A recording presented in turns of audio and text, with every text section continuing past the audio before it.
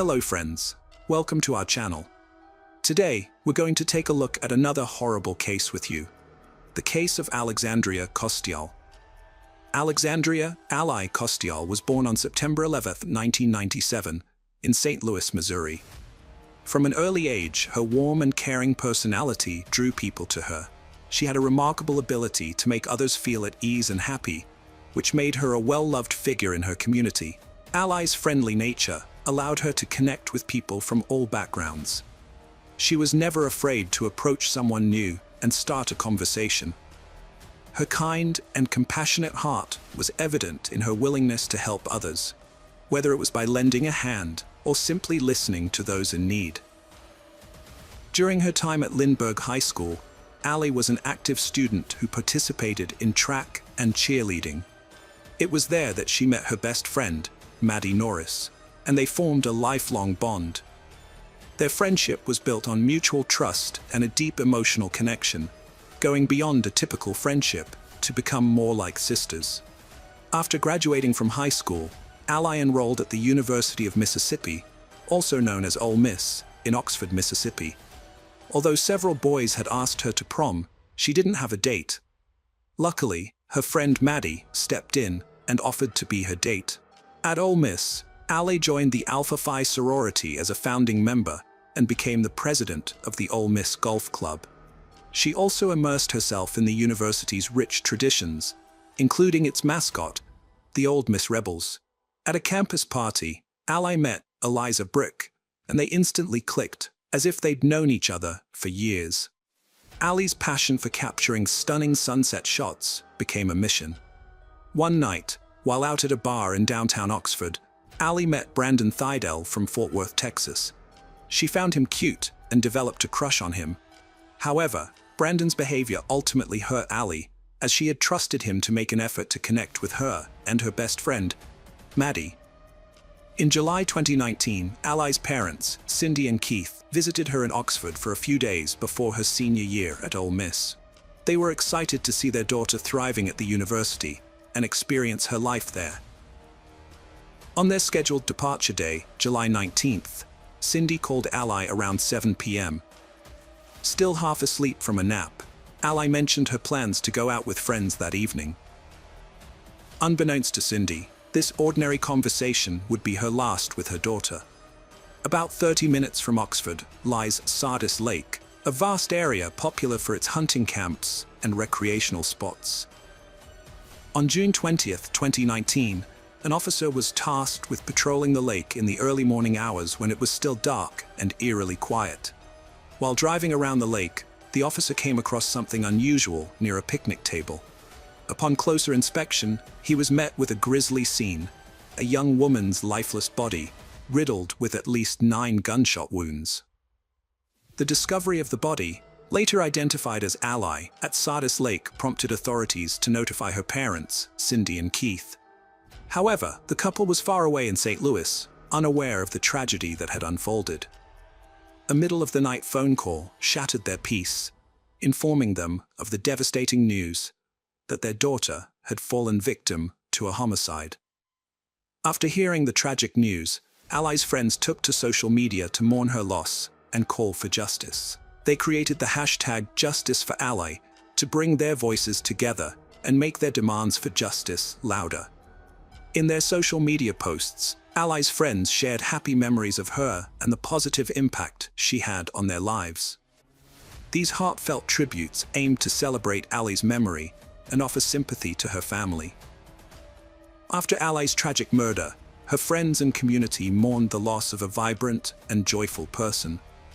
Basandra Kendrick, a recent University of Mississippi graduate and close friend, expressed her sorrow. Brash, another recent graduate who worked in student housing, described Ally as someone with an infectious happiness and a positive outlook. According to Brash, Ally always had a big smile on her face, reflecting her bright spirit. Brash met Ally while working as a community desk assistant in Crosby Hall, the largest residence hall on campus. Ally would often stop by and chat with Brash when they were on duty. Brash remembered Ally as a sweet girl who lived life to the fullest and cherished every moment. Ally's sorority, Alpha F, issued a statement after her murder, expressing shock and sadness at the loss of one of their members. They extended their deepest sympathies to Allie's family during this incredibly difficult time and hoped for comfort for their sisters. Anna Pascoe, another close friend from the University of Mississippi, posted on Facebook to express her heartfelt condolences for the loss of her friend. She described Allie as the most genuine and uplifting person she had ever known, emphasizing the significant impact Allie had on the lives of those fortunate enough to have met her. Emily Groh, a fellow cheerleader of Allie at Lindbergh High School, took to Twitter to express her shock and sadness over Allie's murder. She cherished the time they spent together on the squad, praising Allie's bright and positive attitude. Emily regretted not having had the chance to get to know Allie better. At the Sardis late crime scene, where Allie's body was found, investigators discovered several cans of White Claw seltzer and .40 caliber shell casings scattered on the ground. A ballistic expert was called in to analyze the scene and piece together what had happened. The expert's findings revealed that the killer had initially sat across from Allie on the picnic table benches when they fired the first shot. However, after the first shot, the killer stood up and began circling the table, moving closer to Allie with each step. The expert theorized that with each step, the killer fired at Allie again. One of the rounds fired by the killer missed its target and got stuck in the wooden picnic table. Crime scene investigators searched Allie's apartment, looking for any clues that could help identify and catch her killer. During the search, they found her Apple Watch, but surprisingly, her phone was nowhere to be found. Yet, some of her messages from the previous night had mysteriously synced with her watch. The investigators examined the content of these messages and discovered that Allie had been chatting with Brandon at length. The messages revealed that Allie and Brandon had planned to meet up.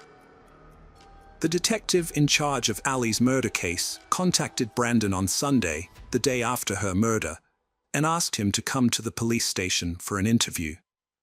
Brandon told the detective he was unavailable that day, but offered to meet the next morning at 8:30 a.m. However, Brandon failed to show up for the scheduled interview. Following his no-show, the police began tracking his cell phone. The phone's location data showed that Brandon was driving on Interstate 55, heading towards Memphis. The police issued an arrest warrant for Brandon, suspecting he was fleeing, and broadcast a "Be on the lookout" alert for his vehicle, which was easily recognizable due to its unique license plate.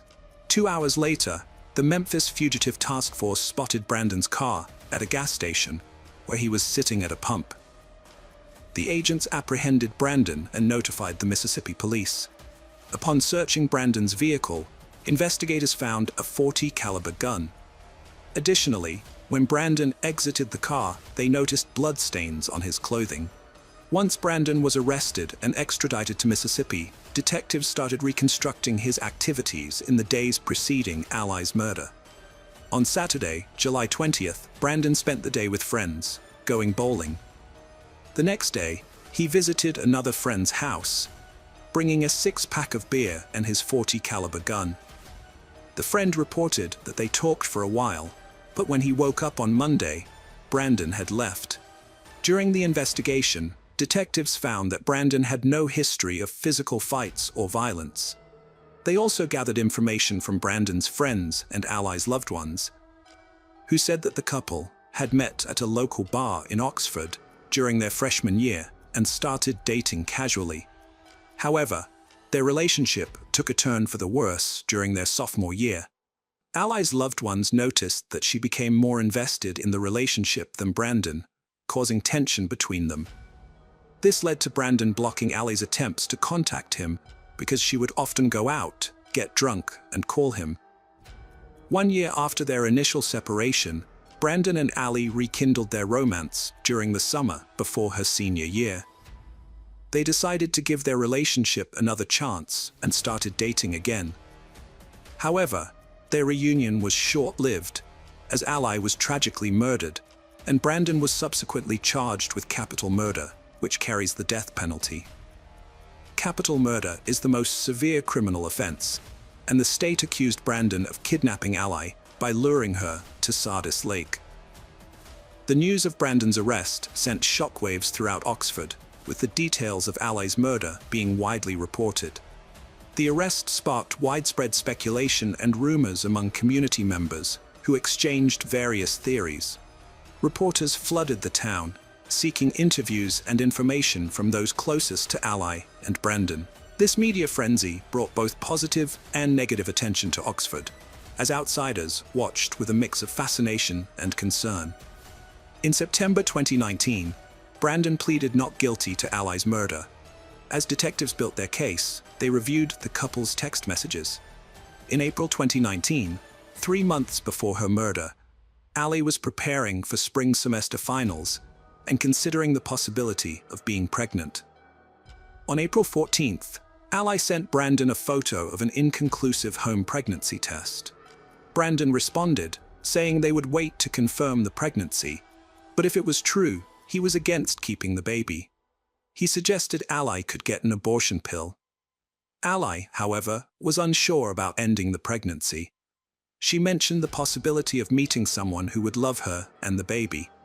Despite Ally's doubts, Brandon remained firm in his decision, telling Ally he was serious and that having a child would ruin his life. Detectives found CCTV footage showing Ally leaving a bar on Oxford Square around 11:45 p.m. on July 18th. About an hour later, around 1:30 a.m., Ally met up with Brandon, who drove them to Sardis Lake. According to Brandon's lawyers, both Ally and Brandon had been drinking throughout the day. Brandon's lawyers claim that when they arrived at Sardis Lake, they sat at a picnic table, listened to music, and at some point, Brandon got up to do drugs by his truck. He then returned to Ally, went back to his car, and got his .40 caliber gun. A shooting allegedly took place across the lake, according to Brandon's lawyer. After the incident, Brandon sat back down and talked with Ally for a while. However, things suddenly took a deadly turn when Brandon shot and killed her. Brandon's lawyer argues that his actions were caused by his intoxication from drugs and alcohol. Detectives and Ally's family saw the incident differently. They suspected Brandon of murder because they thought he believed Ally was pregnant and this would ruin his life. In their view, the killing was a deliberate, cold-blooded, and well-planned act. On August 27, 2021, Brandon accepted a plea deal, spared from the death penalty, and pleaded guilty to first-degree murder. He was sentenced to life in prison without parole. Ally's loved ones, wearing her favorite color pink, filled the courtroom to show their support. After the judge announced the sentence, Brandon addressed Ally's family, expressing remorse for his actions and asking for their forgiveness. He acknowledged the immense pain he caused and hoped they could find it in their hearts to pardon him.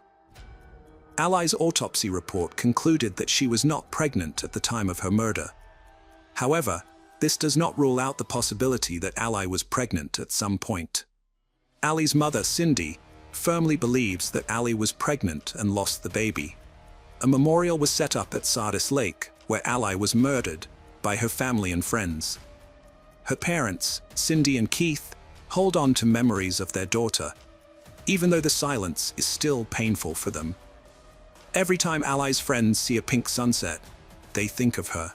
They have devoted themselves to keeping her memory alive, working to spread her positivity and make sure she is never forgotten. Hello friends, welcome to our channel. Today we're going to take a look at another horrible case with you. The case of Kaylee Mandadi. Kaylee Anita Mandadi was born on August 26, 1998, in Webster to Tak Mandadi and Alison Steele. The family was well off, with Alison being a scientist and Tak working as an international executive director at MGM Resorts. After her parents divorced, Alison remarried NASA engineer Lawrence Buton, who lived in Houston. Despite her parents' separation, Kaylee maintained a strong relationship with her father, regularly communicating with him. Her stepfather also adored Kaylee and became like a second dad to her. Kaylee was not only a grateful and loving daughter and granddaughter, but also an excellent student, team member, sister, and friend. known for her infectious laughter and kind heart that could light up any room.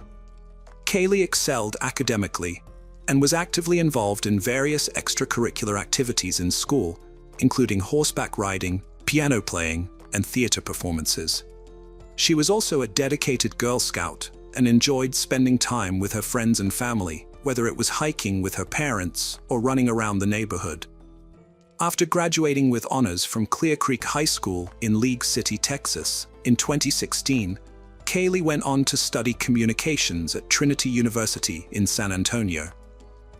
With her dark hair and radiant beauty, she quickly became popular among her peers, leading the football team's cheerleading squad and making many friends. Kaylee was always eager to try new and exciting things, from exploring uncharted territories to participating in extreme sports. Her love for animals led her to volunteer with an animal therapy group, where she found joy in helping others. During a football game, Kaylee met Mark Houghton, a 22-year-old athlete and professional baseball player. At first, she didn't notice him as she was already smitten with someone else. However, Mark was immediately captivated by her charisma and striking features, particularly her large black eyes. Mark and Kaylee's first 2 meetings didn't go smoothly, but Mark didn't give up. By September 2017, they had officially started dating.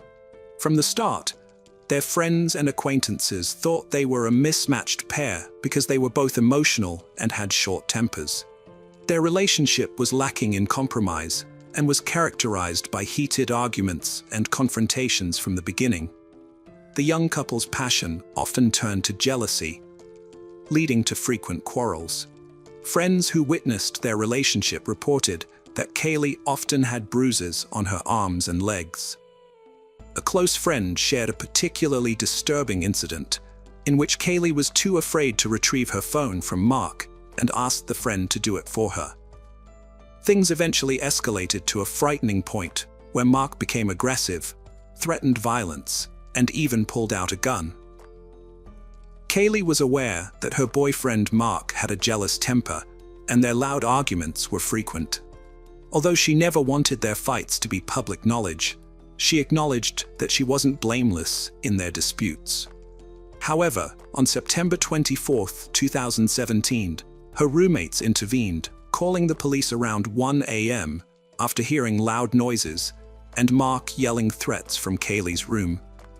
When the police arrived, they found Mark alone in the room. Kaylee refused to press charges, downplaying the incident as just a lover's quarrel.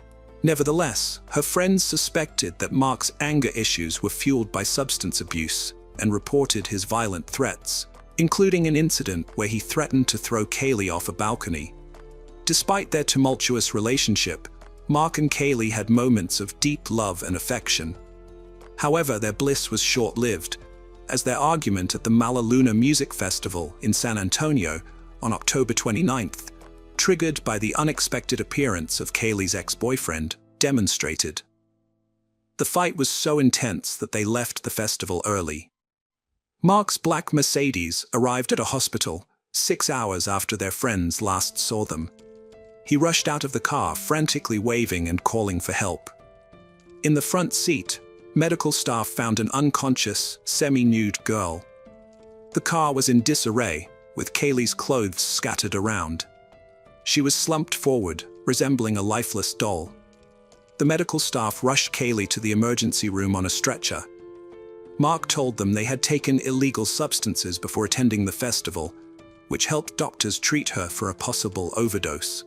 She was later transferred to a medical facility in Kyle, Texas, where a nurse specializing in intimate assault cases examined her and found additional bruises on her arms, legs, and ear. The autopsy revealed that Kaylee died from blunt force trauma to her face and head, indicating she was a victim of a deadly attack. The police then launched an investigation to find her killer. Mark became the main suspect since he was the last person seen with Kaylee that night. Although there was no concrete evidence linking him to the crime, Mark's behavior during police interviews raised suspicions. He changed his story multiple times, contradicting his initial account. Surveillance footage also showed him and Kaylee at locations he had previously denied being at.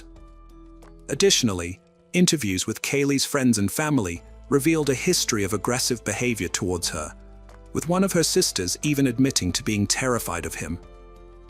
Kaylee's mother, Allison Steele, has filed a lawsuit against Trinity University, accusing the institution of failing to protect her daughter from Mark's attacks. The lawsuit, filed in Becker County District Court, also names Mark Houghton as a defendant. It claims that Mark's assault led to Kaylee's death, motivated by jealousy. The lawsuit alleges that Trinity University's staff, administration, and campus police were aware of Mark's erratic behavior during his relationship with Kaylee. Despite this, the university took no action to protect Kaylee in the weeks leading up to her death, even though Mark had threatened to break her face or cause her serious harm.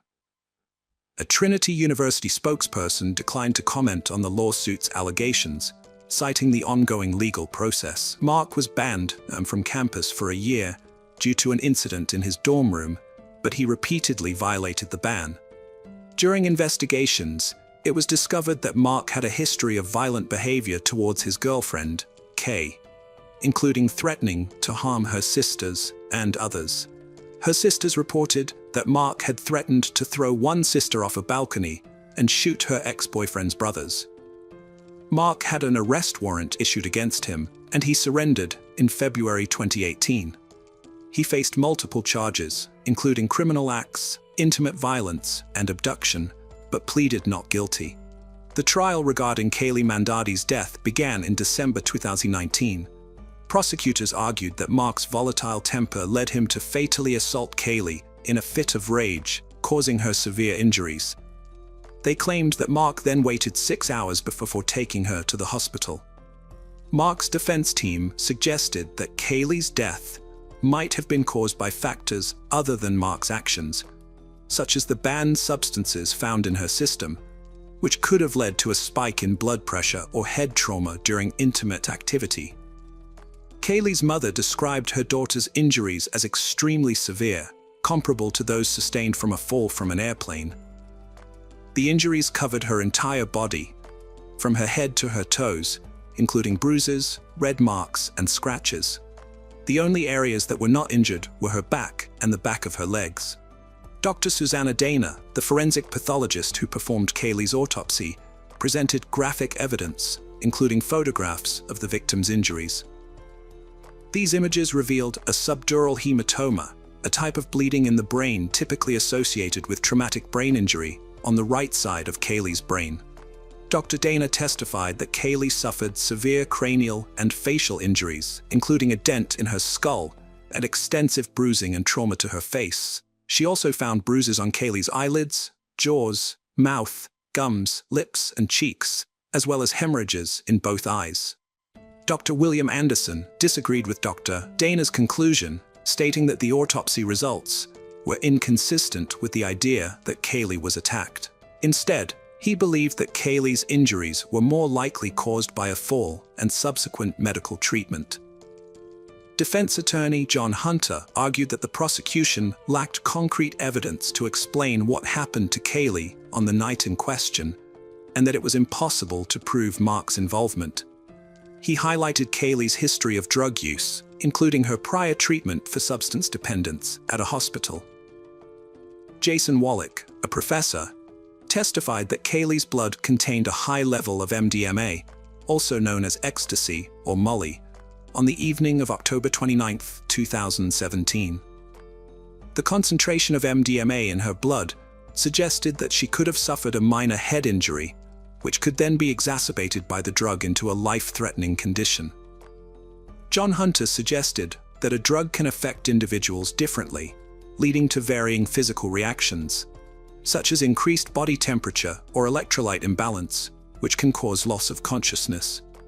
During the trial, Mark Houghton testified that he and Kaylee Mandadi had an argument and engaged in intimate relations in the car before she passed out.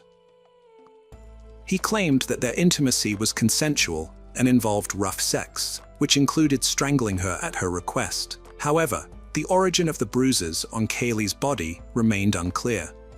Kaylee's mother, Allison, was convinced that Mark Houghton was responsible for her daughter's death. Despite being charged with her murder, Mark Houghton maintained his innocence during the 2019 trial. The defense argued that Kaylee's injuries were caused by hospital staff during resuscitation efforts, which led to a mistrial due to the jury's inability to reach a verdict. The case was presided over by Judge Raymond Angeline in the 144th District Court. Following the mistrial, Bexar County District Attorney Joe Gonzalez expressed disappointment and announced that he would review the case.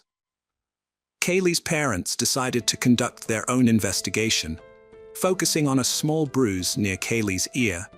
They believed that Mark Houghton might have hit her head against the car window, causing the bruise. Kaylee's parents collected evidence, including autopsy reports and photos, and obtained 3 affidavits under oath.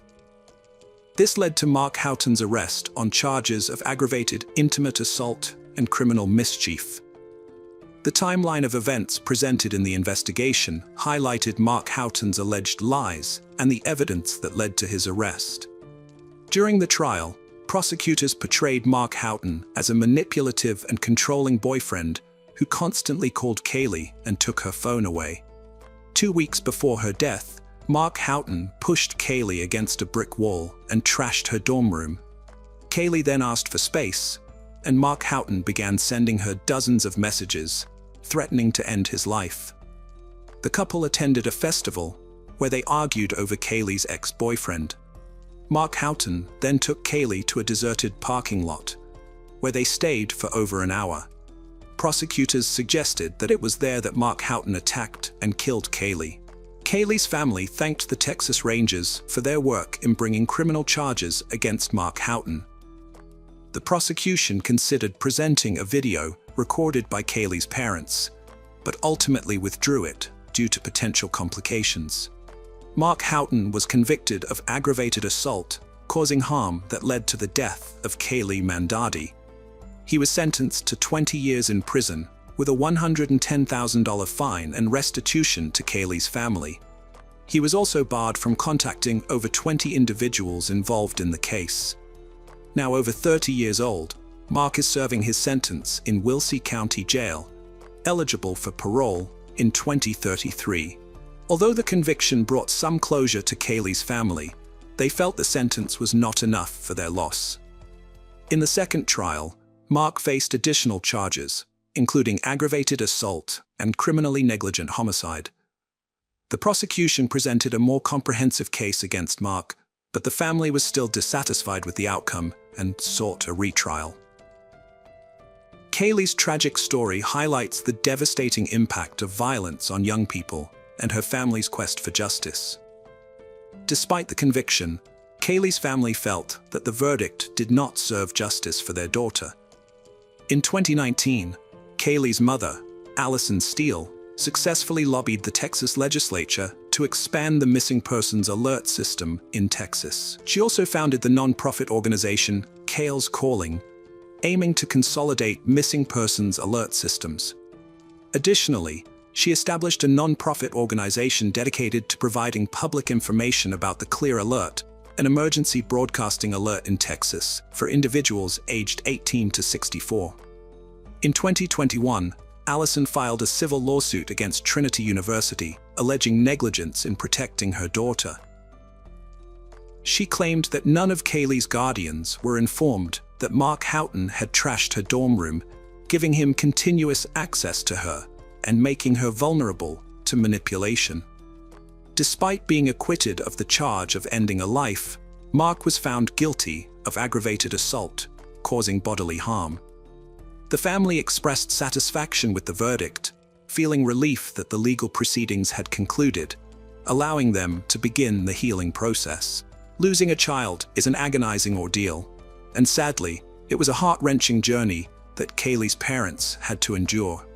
Allison said they are still completely devastated by the loss of Kaylee, and asked those of faith to pray for her family, friends, and for justice in this matter. Hello friends, welcome to our channel. Today we're going to take a look at another horrible case with you. The case of Heather Jackson. Heather Jackson, a 23-year-old mother of two, had just found a house on a quiet street near Lake Erie.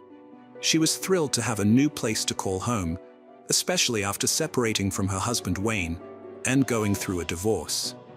Despite the challenges they faced as parents, Heather and Wayne were once a happy couple, but their marriage didn't survive the struggles. After the breakup, Heather faced tough times, but she didn't give up. She focused on making her children, 3-year-old Selena and 1-year-old Wayne Jr., happy. On September 8, 2012, Heather's friend Danielle arrived at her house at 2:30 p.m. as they had planned. However, when Danielle knocked on the door, no one answered. She checked all the doors, but they were locked. This was unusual, as Heather would normally let her know if she had to change plans. Danielle's concern grew as she realized Heather and her children were not at home.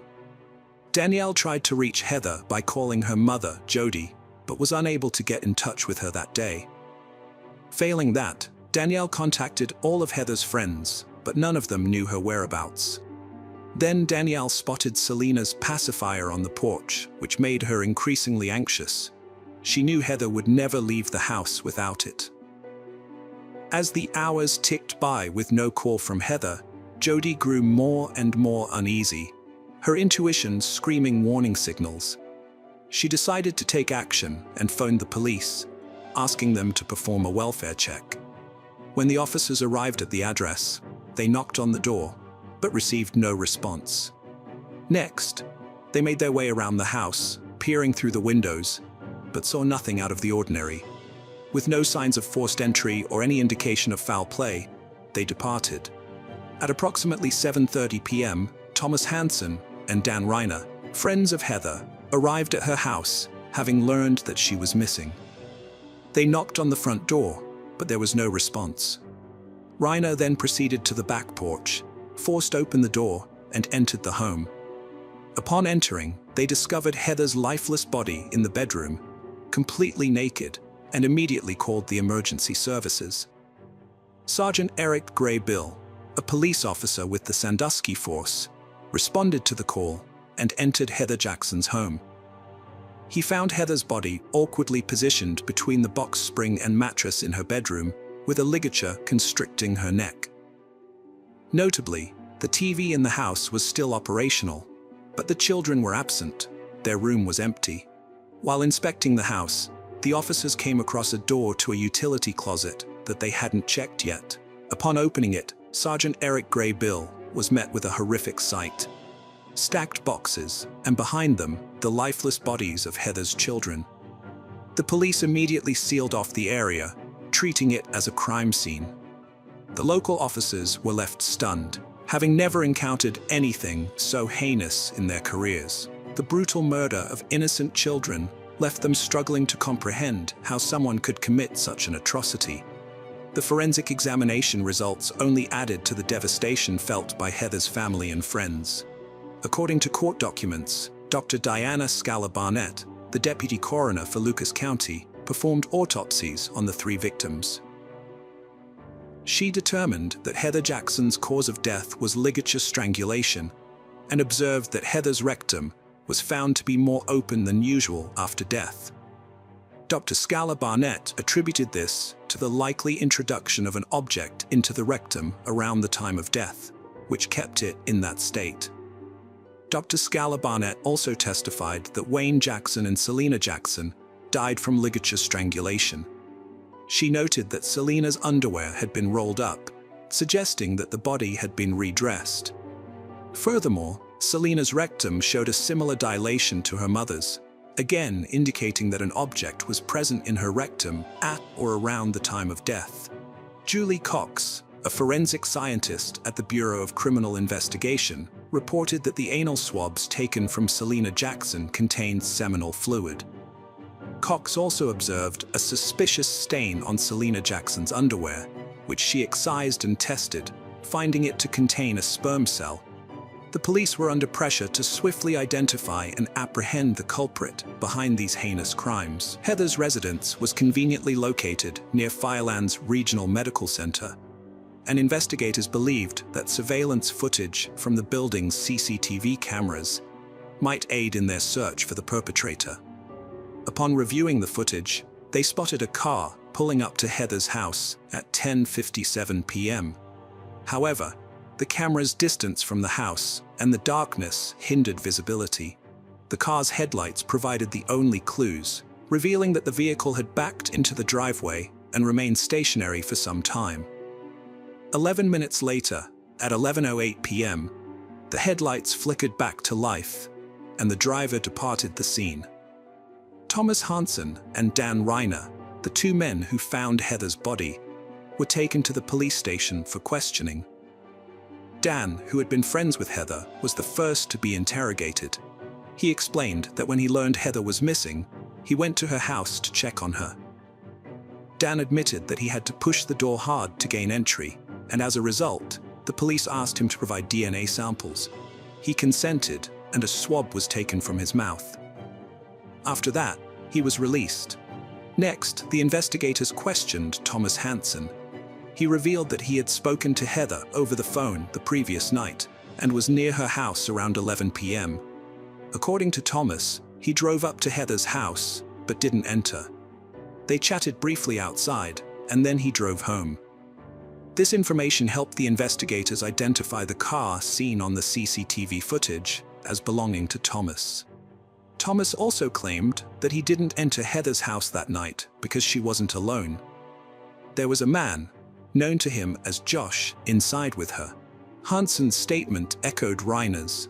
He claimed that upon learning of Heather's disappearance, he rushed to her house to investigate. After providing a DNA sample, he was released by the police. The police shifted their focus to Josh, who was at Heather's house shortly before her death. They quickly determined his whereabouts and brought him in for questioning. Josh acknowledged having known Heather for several years. He confessed to being at her house that night, stating that they watched TV while the kids slept in their room. He also mentioned visiting the store to buy breakfast for the children, returning to the house and staying for a while before a friend picked him up around 1 a.m. Notably, Josh admitted to having consensual, intimate contact with Heather. The investigators visited the store where Josh claimed to have purchased breakfast for the kids and reviewed the CCTV footage. The footage confirmed Josh's alibi, showing him entering the store at 11:20 p.m. However, this did not rule out the possibility that he was involved in the crime. As the last known person to have contact with Heather, Josh remained the prime suspect. Josh also provided a DNA sample, which was analyzed along with those of Thomas Hansen and Dan Reiner. The lab results cleared Hansen and Reiner, as their DNA did not match the DNA found on the victims' bodies. Josh's DNA, on the other hand, matched the DNA found on Heather's body, but not on her children's bodies. This indicated that there was another man present in the house that night. Josh had previously confessed to being in a romantic relationship with Heather, which accounted for his DNA being present on her body. However, the police were now tasked with identifying a different individual whose DNA matched the DNA found on the bodies of all three victims. The investigators quickly ruled out Heather's husband Wayne, who was in the process of divorcing her, as a suspect because he lived in a different state. The detectives then focused on Heather's cell phone records, hoping to find some answers. Upon receiving the report, they discovered that Heather had been very active on her phone, right up until the night of her death. Her last phone conversation took place at 3:12 a.m. and lasted 30 seconds. The police now needed to identify the owner of the phone number she had called. 36 hours after Heather's death, the police obtained additional CCTV footage. While analyzing it, the investigators noticed a white car pulling up to her house at around 3 a.m. This coincided with the time Heather stopped using her phone, which might not have been a coincidence.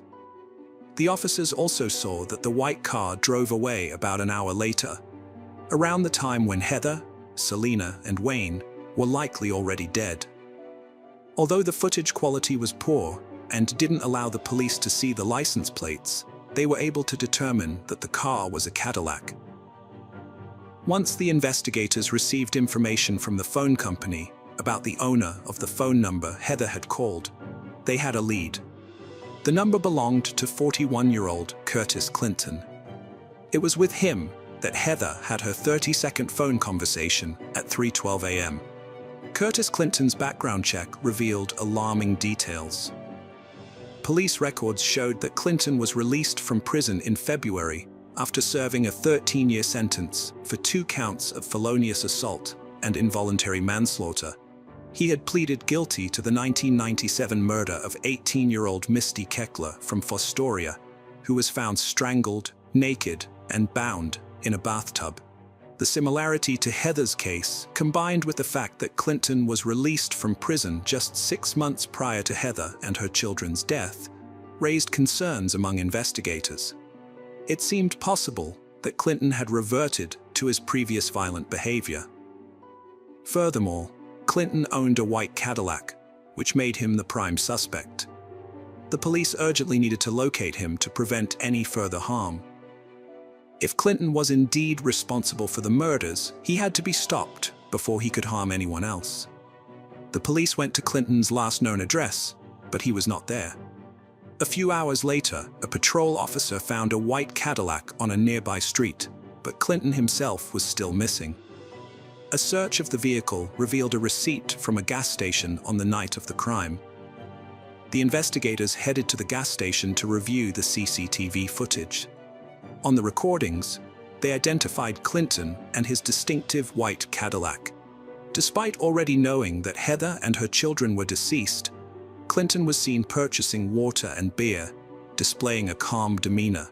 Fearing Clinton might flee, the investigators nonetheless soon received a tip that a patient named Curtis Clinton had been admitted to a local hospital. They swiftly arrived at the hospital and apprehended the suspect they were pursuing. Clinton was arrested and taken into custody, but he vehemently denied any involvement in the tragic deaths of Heather Jackson and her children. During questioning, Clinton revealed that he had been in a romantic relationship with Heather for 5 months, providing her with both financial and emotional support to cope with her numerous personal issues. Clinton claimed to have limited knowledge of Heather's children and stated that he last saw Heather on Tuesday, September 6th. He alleged that on that day, he gave her $328 and they engaged in an intimate encounter. The investigator told Clinton that phone records revealed a 3:12 a.m. call with Heather on September 8th. Clinton corrected himself, saying he had gotten his days wrong, and it was actually Friday night or early Saturday morning when he last saw Heather, not Thursday night. According to Clinton, he didn't stay at her house for long, dropping off the money and engaging in intimate contact before leaving. He explained, "I did my thing and left, but couldn't recall what time he got home." Clinton claimed that someone else must have gone to Heather's house after he left. He said that while he was with Heather, she mentioned that somebody had texted or called her, and she seemed irritated. When informed that he was the last person who had contact with Heather, Clinton denied. However, the examination indicated the opposite. The DNA on the bodies of all 3 victims belonged to Curtis Clinton. Therefore, he was arrested and placed in the county jail. Curtis Clinton was charged with multiple counts during the investigation. It also turned out that 6 days before the death of Heather and her children, Curtis Clinton attacked a 17-year-old girl whose identity was not disclosed by the police. He choked her and forced her to have intimate contact with him. When he let her go, she went to the hospital, and the police at the hospital doctors took DNA samples from her body, which also led to Curtis Clinton. Clinton moved for a change of venue, arguing that extensive media coverage had saturated the county at the time of the offenses, and was likely to resume once the trial started. The trial court denied the motion for a change of venue, stating that while the pre-trial publicity was extensive and adverse to the defendant, the publicity was not sufficiently prejudicial that readers and viewers could not realistically shut it from sight. The court rejected claims of presumed prejudice, stating that the defendant, Curtis Clinton, did not hesitate to take the lives of Heather, Selena, and Wayne, and that his DNA was found inside Selena's body before she died. Clinton knew he was facing the death penalty, but he did not want to die and therefore did everything to achieve a different outcome in the trial. He even remembered what justice was when allowed to speak before being sentenced for the capital crimes. Clinton neither begged for his life nor apologized to the victim's family. Instead, he lashed out at the prosecutor, Kevin Baxter, and vowed he would win on appeal and have his case retried. He stated, "I don't respect the prosecutor, and as I said, I will be back again. I know there's a lot of people who are upset here, but I'm the one who's going through this." This statement triggered a disgusted response from some of the 70 people present at the hearing in November 2013. Curtis Clinton was given the death penalty for the murders of Heather Jackson and her 2 young children. When he learned he would be executed by lethal injection, Clinton became violent towards Heather's brother, who expressed a preference for Clinton to die in prison at the hands of other inmates. Deputies and court staff restrained Clinton, who was handcuffed, and pushed him into a chair, while other officers restrained Heather's brother as they exchanged profanities in a packed Erie County courtroom. Heather's brother was angry, stating that the only thing Clinton should be grateful for is that his life was spared by being placed on death row, and that he wished Clinton had been given a life sentence in prison, allowing his friends to harm him. The judge also sentenced Clinton to life in prison without parole for the murder of 3-year-old Selena, and an additional 10 years in prison for assaulting a 17-year-old girl 6 days before the murder of Heather and her children. In 2018, the Ohio Supreme Court postponed Curtis Clinton's execution, which was scheduled for September 15, 2021, pending the exhaustion of all state post-conviction proceedings, including any appeals. As of now, Curtis Clinton remains on death row, and his sentence has been upheld, but his execution will not take place in the near future. Ohio is currently holding over 100 inmates on death row, but Governor Mike DeWine is doubtful that any of them will be executed in the remaining 3 years of his term. The last execution in the state took place on July 18, 2018, and since then, Ohio has had an effective halt on capital punishment. According to Governor DeWine, the reason for this is that lethal injection is the only approved method of execution in Ohio. But pharmaceutical companies have threatened to retaliate if the state uses their products for this purpose. This would have a significant impact on the state's health department and other agencies. The governor has told the state legislature that the only way to resume executions is to change the law to permit alternative methods of execution. But so far, the legislature has not taken any action, and DeWine does not expect them to do so. Hello friends, welcome to our channel. Today we're going to take a look at another horrible case with you. The case of Jolene Cummings. The disappearance of 33-year-old Jolene Cummings shocked even seasoned detectives. Jolene, a mother of 3, lived in Fernandina Beach and was going through a divorce from her husband Jason. While Jolene and their children resided in a Fernandina Beach house, Jason moved to a neighboring city and had weekend visitations with the kids. Jolene worked as a hairdresser at Tangle's Hair Salon. On Saturday, May 12, 2018, Jolene worked until 5 p.m. The next day, Mother's Day, was also her 34th birthday. Her children had spent the previous days with their father. As agreed, Jolene was to meet Jason on Sunday in Hilliard at the Winn-Dixie supermarket parking lot to pick up the children. Jason brought the kids, but Jolene failed to appear. All attempts to reach her by phone were unsuccessful. Her mother, Ann Johnson, who wanted to wish Jolene a happy birthday, couldn't contact her either, as all calls went straight to voicemail. After trying to reach Jolene to no avail, Jason contacted Ann to inquire about the children. Upon learning that Jolene hadn't picked up the kids, Ann grew concerned, as this behavior was unusual for her daughter. When Anne couldn't get in touch with Jolene on Monday, May 14th, she filed a missing person report with the police. The authorities promptly launched an investigation, releasing a poster with Jolene's photo and issuing an all-points bulletin for her 2006 Ford Expedition. Anne Johnson made a public plea for help in finding her daughter, urging anyone with information to come forward. Jolene's disappearance was devastating for Anne, and she begged anyone with knowledge to report it. On the same day, police and volunteers searched the forest near Jolene's home, but their efforts were unsuccessful. The salon where Jolene worked was closed on Sunday and Monday. The police discovered that Jolene was last seen on Saturday, May 12th, when she left work. According to the salon's owner, Jolene and Jennifer, another hairdresser, were scheduled to work together that day. In a phone call, Jennifer told her boss that she and Jolene closed the salon at 5 p.m. and each drove away in their own cars. The police determined that Jolene last used her phone to make an outgoing call while still at work on May 12th.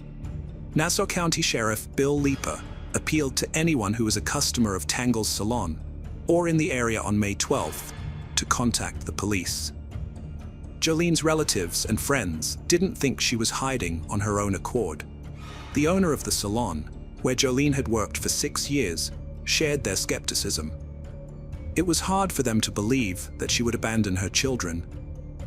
The police were determined to uncover at least one lead, so they delved into Jolene's personal life. As spouses often become hostile during divorce and child custody disputes, they took a closer look at Jason. Meanwhile, detectives found that just 5 days before Jolene vanished, a neighbor had reported a loud argument to the police. It emerged that Jolene had been fighting with her ex-boyfriend, Jason G., and their children were witnesses to the altercation. He had asked Jolene if he could stay with her for a while, but she refused. Enraged, he began vandalizing everything in sight. The reason for her refusal was that the police were actively searching for Jason due to his parole violations. By the time the police arrived, Jason had managed to flee the scene. After Jolene disappeared, Jason G. became a person of interest in the police investigation. 2 days into the investigation, on May 15, 2018, the police found Jason G. hiding in Jolene's house, where he had been since the day Jolene's neighbor reported a loud quarrel to the police. He was arrested and taken to the police station for questioning. During the conversation, Jason G. claimed he was not involved in Jolene's disappearance. Meanwhile, the police discovered their first crucial lead.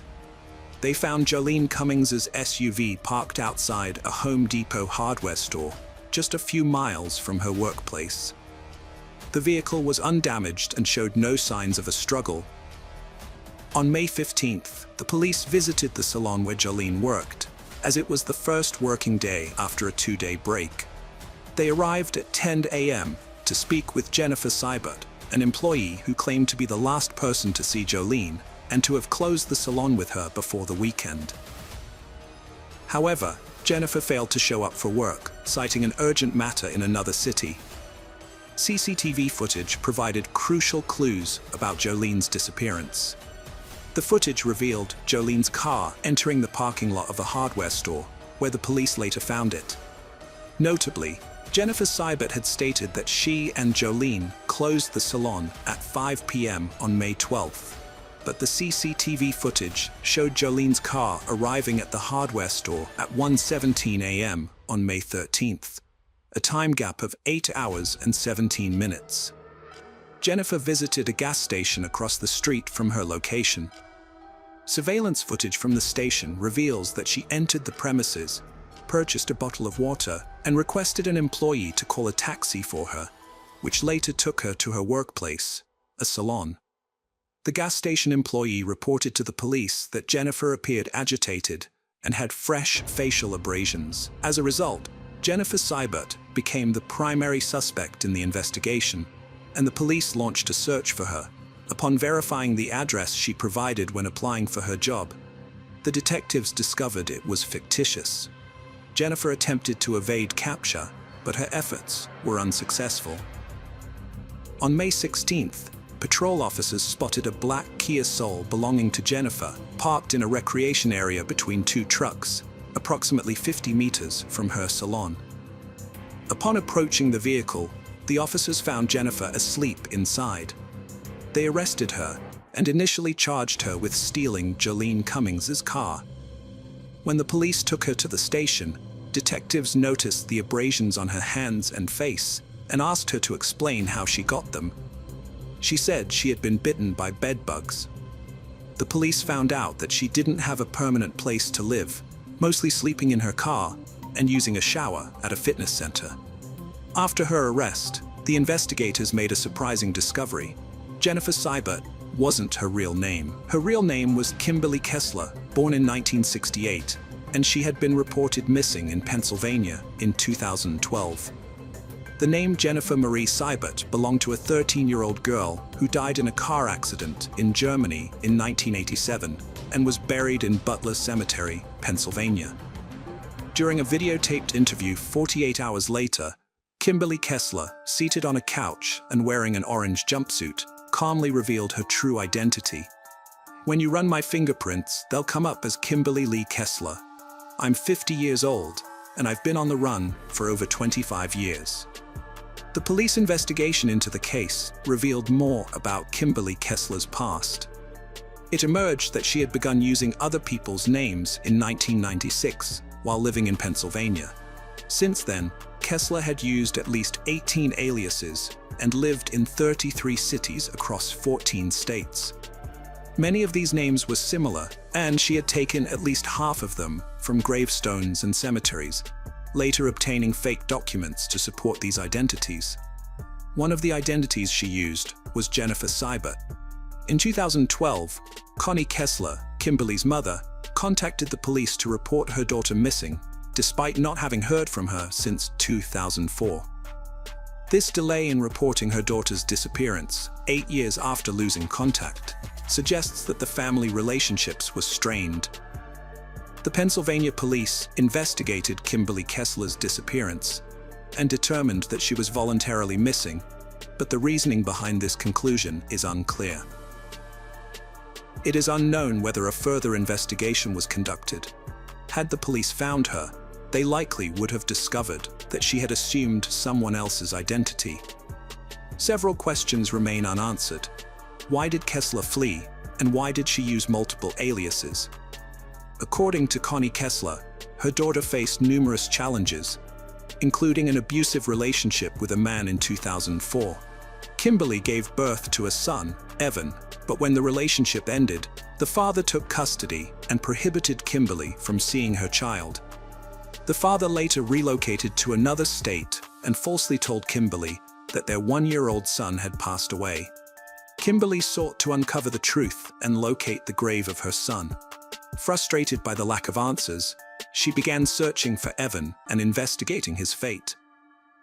Connie Kessler theorizes that her daughter used aliases to conceal her identity, fearing Evan's father. According to Tim Edwards, Evan's father, the circumstances were different. He claims to have had a relationship with Melissa McKernan between 1997 and 1999, resulting in the birth of their son Evan. Melissa allegedly used fake names to keep her family, including her mother, from finding her. After the couple separated, Melissa retained custody of Evan, denying Tim visitation rights. In 1999, when Evan was around 15 months old, social services intervened, taking Evan away from Melissa, who then fled the city, disappearing from Tim's life. Tim never informed Kimberly that Evan had passed away since he lost contact with Melissa after she left, and never heard from her again. Later, when Jolene vanished, Evan was 20 years old and had never seen a picture of his biological mother, until FBI agents visited their home in 2018 to gather information about Kimberly Kessler's past. However, there are inconsistencies in these stories. According to Tim Edwards' birth certificate, Evan was born in 1998, but in her interview, Connie Kessler claimed Kimberly gave birth to Evan in 2004. This discrepancy suggests that Connie Kessler was not well informed about her daughter's life, and her statement about Tim hiding Evan from his mother may not be reliable. As a result, Connie's theory that her daughter used the identities of deceased individuals to find her son and avoid detection by his father is questionable. Moreover, Kimberly was unable to provide coherent reasons to the detectives about why she needed to use multiple names. Now, let's revisit the Jolene Cummings case. After uncovering the fact that Kimberly Kessler had been living under assumed identities, the police brought forgery charges against her.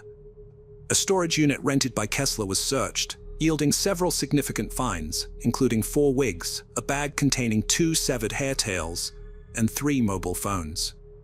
However, the most critical piece of evidence was the discovery of Jolene Cummings's DNA on Kessler's sock and shoe. Furthermore, during a search of Kessler's vehicle, the police found scissors with Jolene's DNA on them. Notably, the blue plastic containers found at the scene will prove to be important later on. The phone seized from Kessler revealed a disturbing search history. It suggested that what happened to Jolene Cummings was not an accident, but rather something Kessler had been preparing for. On April 30th, 2018, at 3:36 a.m., Kessler searched for information on a man who was charged with murder after his co-worker's remains were found in his yard. This was followed by a search on May 8th at 1:37 a.m. for cases where a co-worker was found guilty of murder, but the body was never found.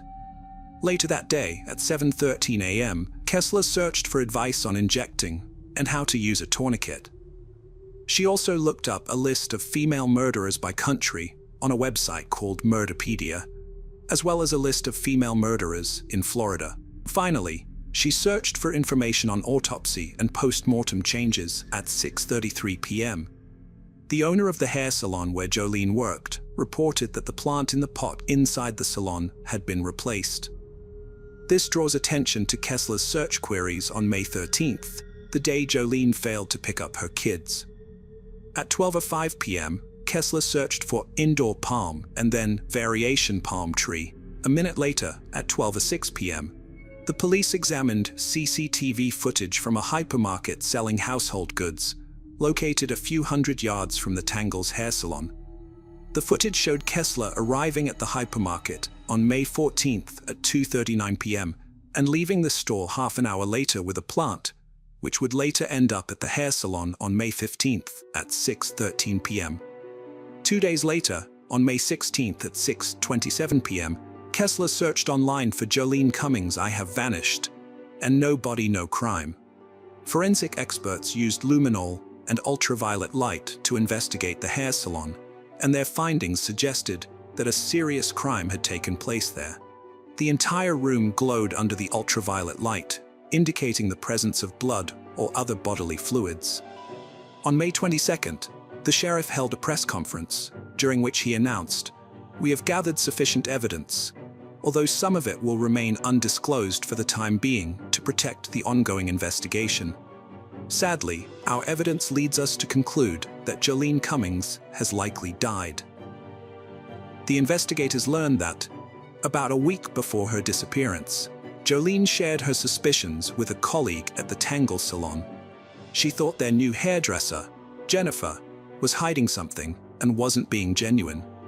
According to some salon clients, the relationship between Jolene and Jennifer was strained.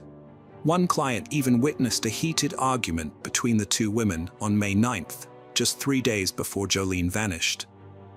The Tangle hair salon closed its doors on June 5th, 2018. Despite Kessler's attorneys managing to keep some evidence under wraps, the police released information sheds light on what happened to Jolene Cummings. However, a surveillance camera near the back of the building captured footage of the dumpster.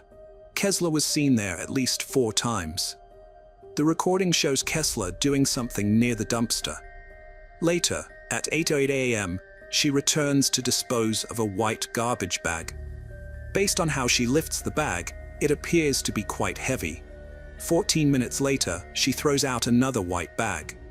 In the 4th recording, taken an hour before midnight, Kessler is seen lifting a waste container to empty its contents, suggesting that it holds something heavy. The Walmart camera footage provides insight into what Kessler threw away. The recording shows her purchasing items at the self-checkout, including garbage bags, cleaning agents, latex gloves, and notably, an electric knife. This discovery significantly impacted the police's subsequent actions. In July 2018, investigators discovered that a local waste management company had been dumping trash in a Georgia landfill. A team of nearly 200 people combed through the landfill for a week, yielding several crucial leads, although the sheriff refused to disclose them to protect the integrity of the investigation.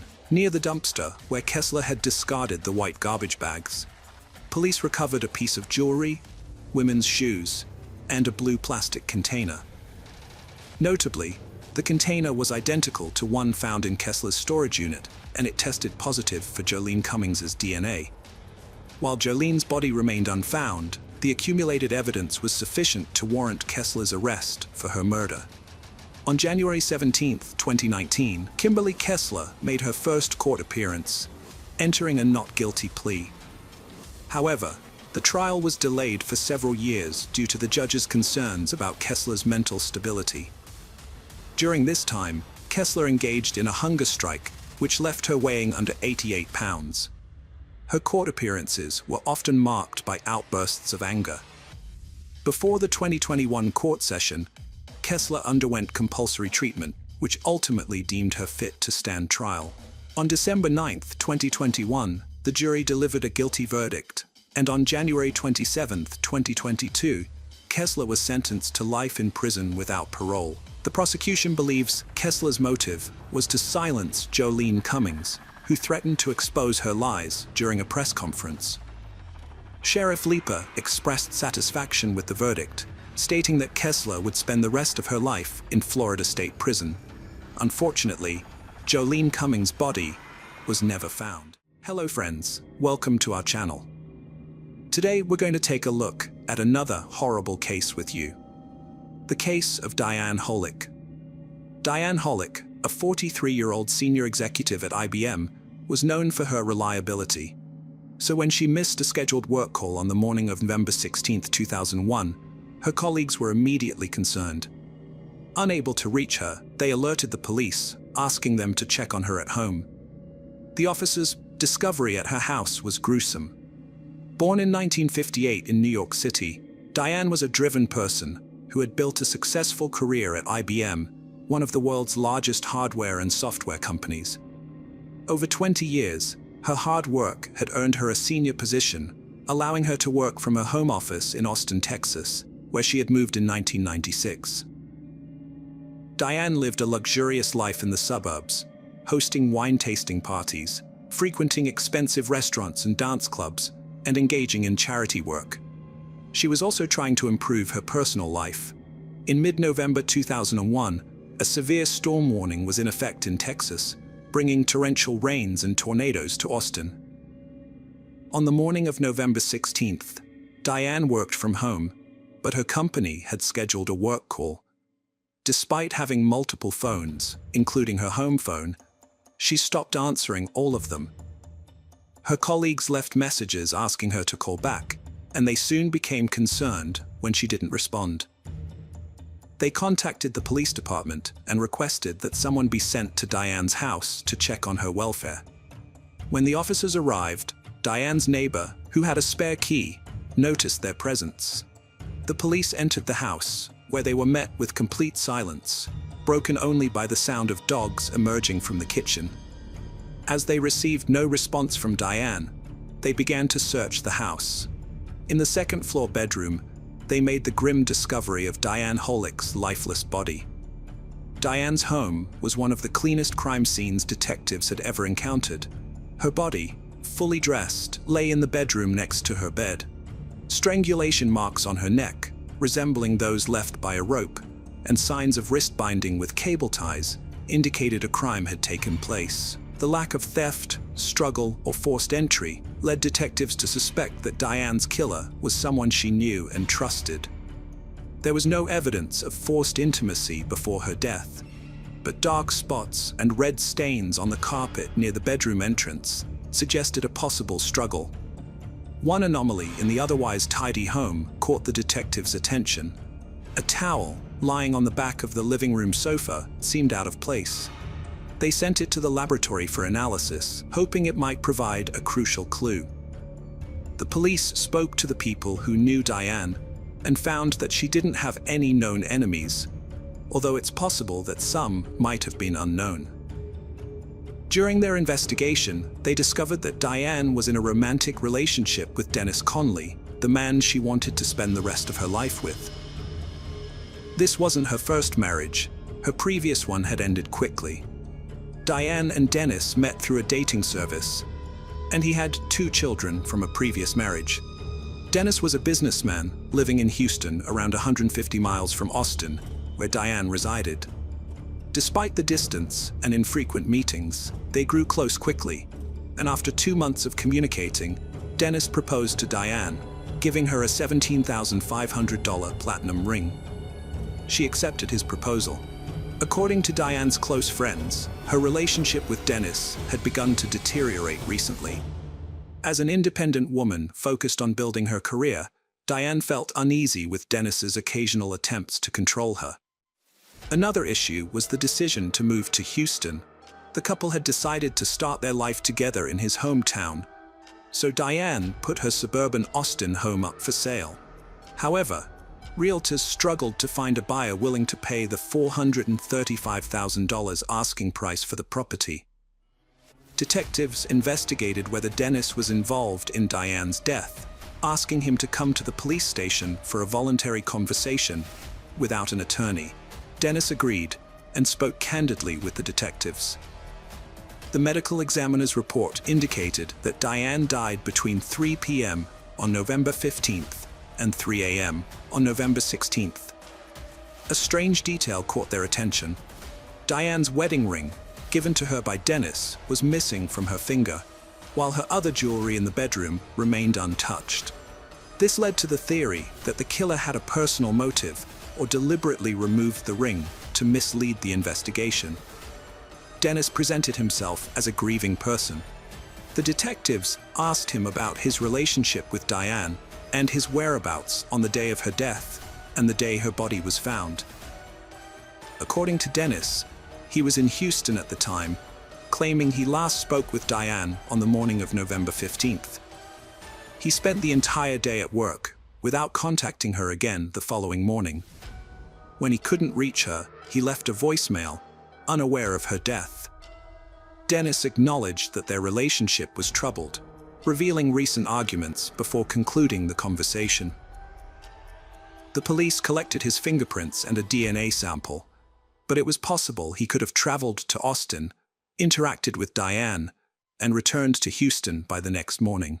However, after verifying his alibi, the detectives determined he had not left the city, so they had to pursue another suspect. Before leaving the police station, Dennis provided a crucial lead that changed the direction of the investigation, pointing out that Rye, one of Diane's co-workers, had shown an unusual interest in her. The detectives looked into this and found that Rye frequently visited Diane's home and sometimes walked her dogs, but he had a solid alibi, ruling him out as a suspect. When speaking with Diane's colleagues, the authorities discovered that a mysterious individual had inspected her house a few days before her death. He claimed he would make a cash offer if he liked the property, and planned to return with his wife in a few days to make a joint decision on the purchase.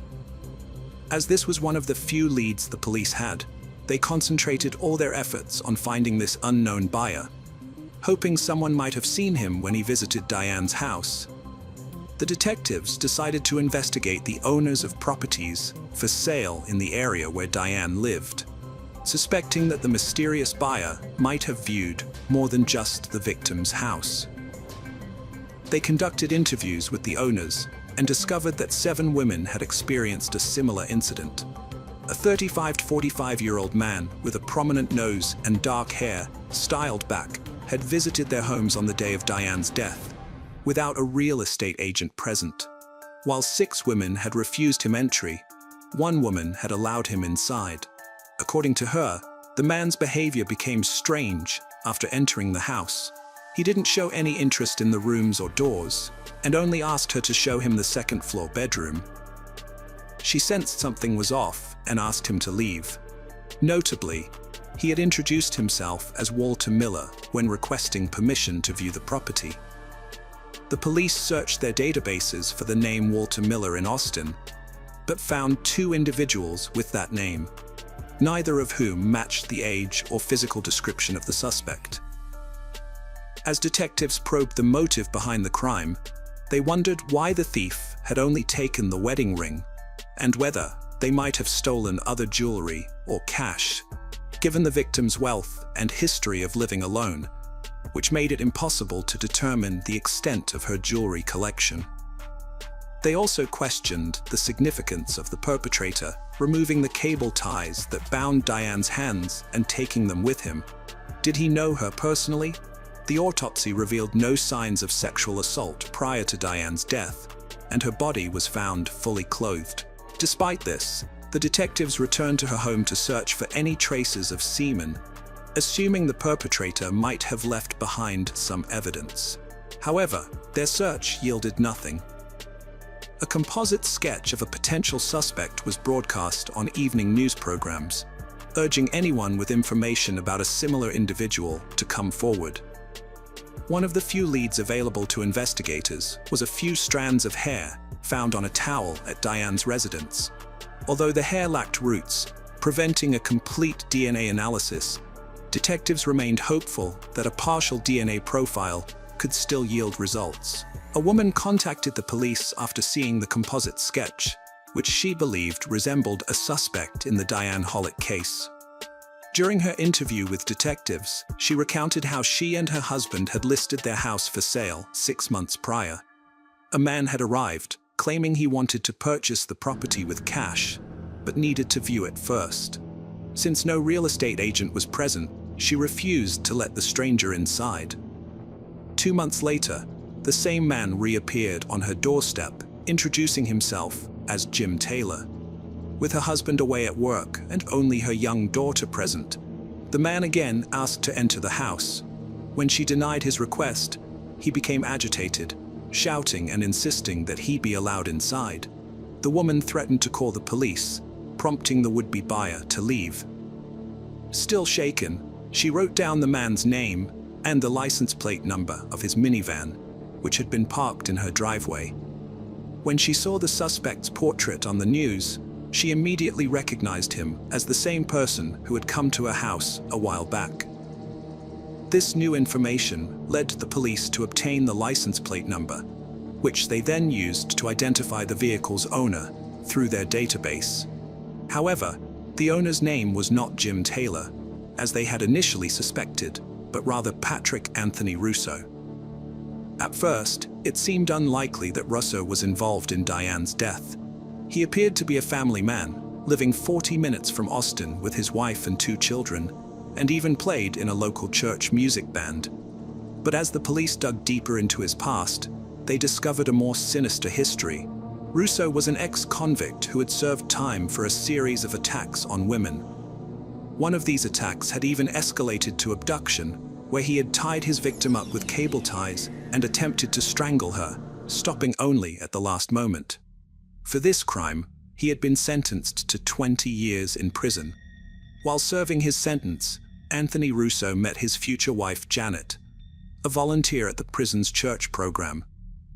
Despite his lengthy criminal record, Russo was granted parole after serving 8 years of his 20-year sentence. The police was skeptical about the coincidence, so they obtained a search warrant for Anthony Russo's residence. When the police arrived, Anthony answered the door, but they found no incriminating evidence inside his house, including Diane's ring or any other personal belongings. A subsequent search of his minivan also yielded nothing. However, the neighbors reported seeing a similar vehicle parked outside Diane's house on the day of her murder. Significantly, the police discovered several cable ties in the utility room that matched the ones that left marks on Diane's wrists. Although we might consider the tie as evidence, it's still indirect because anyone can purchase it at a hardware store. The investigator informed Anthony that his name had come up during an investigation and asked him to come to the station for a more in-depth conversation. At the station, the investigators asked Russo about his whereabouts on November 15th and 16th.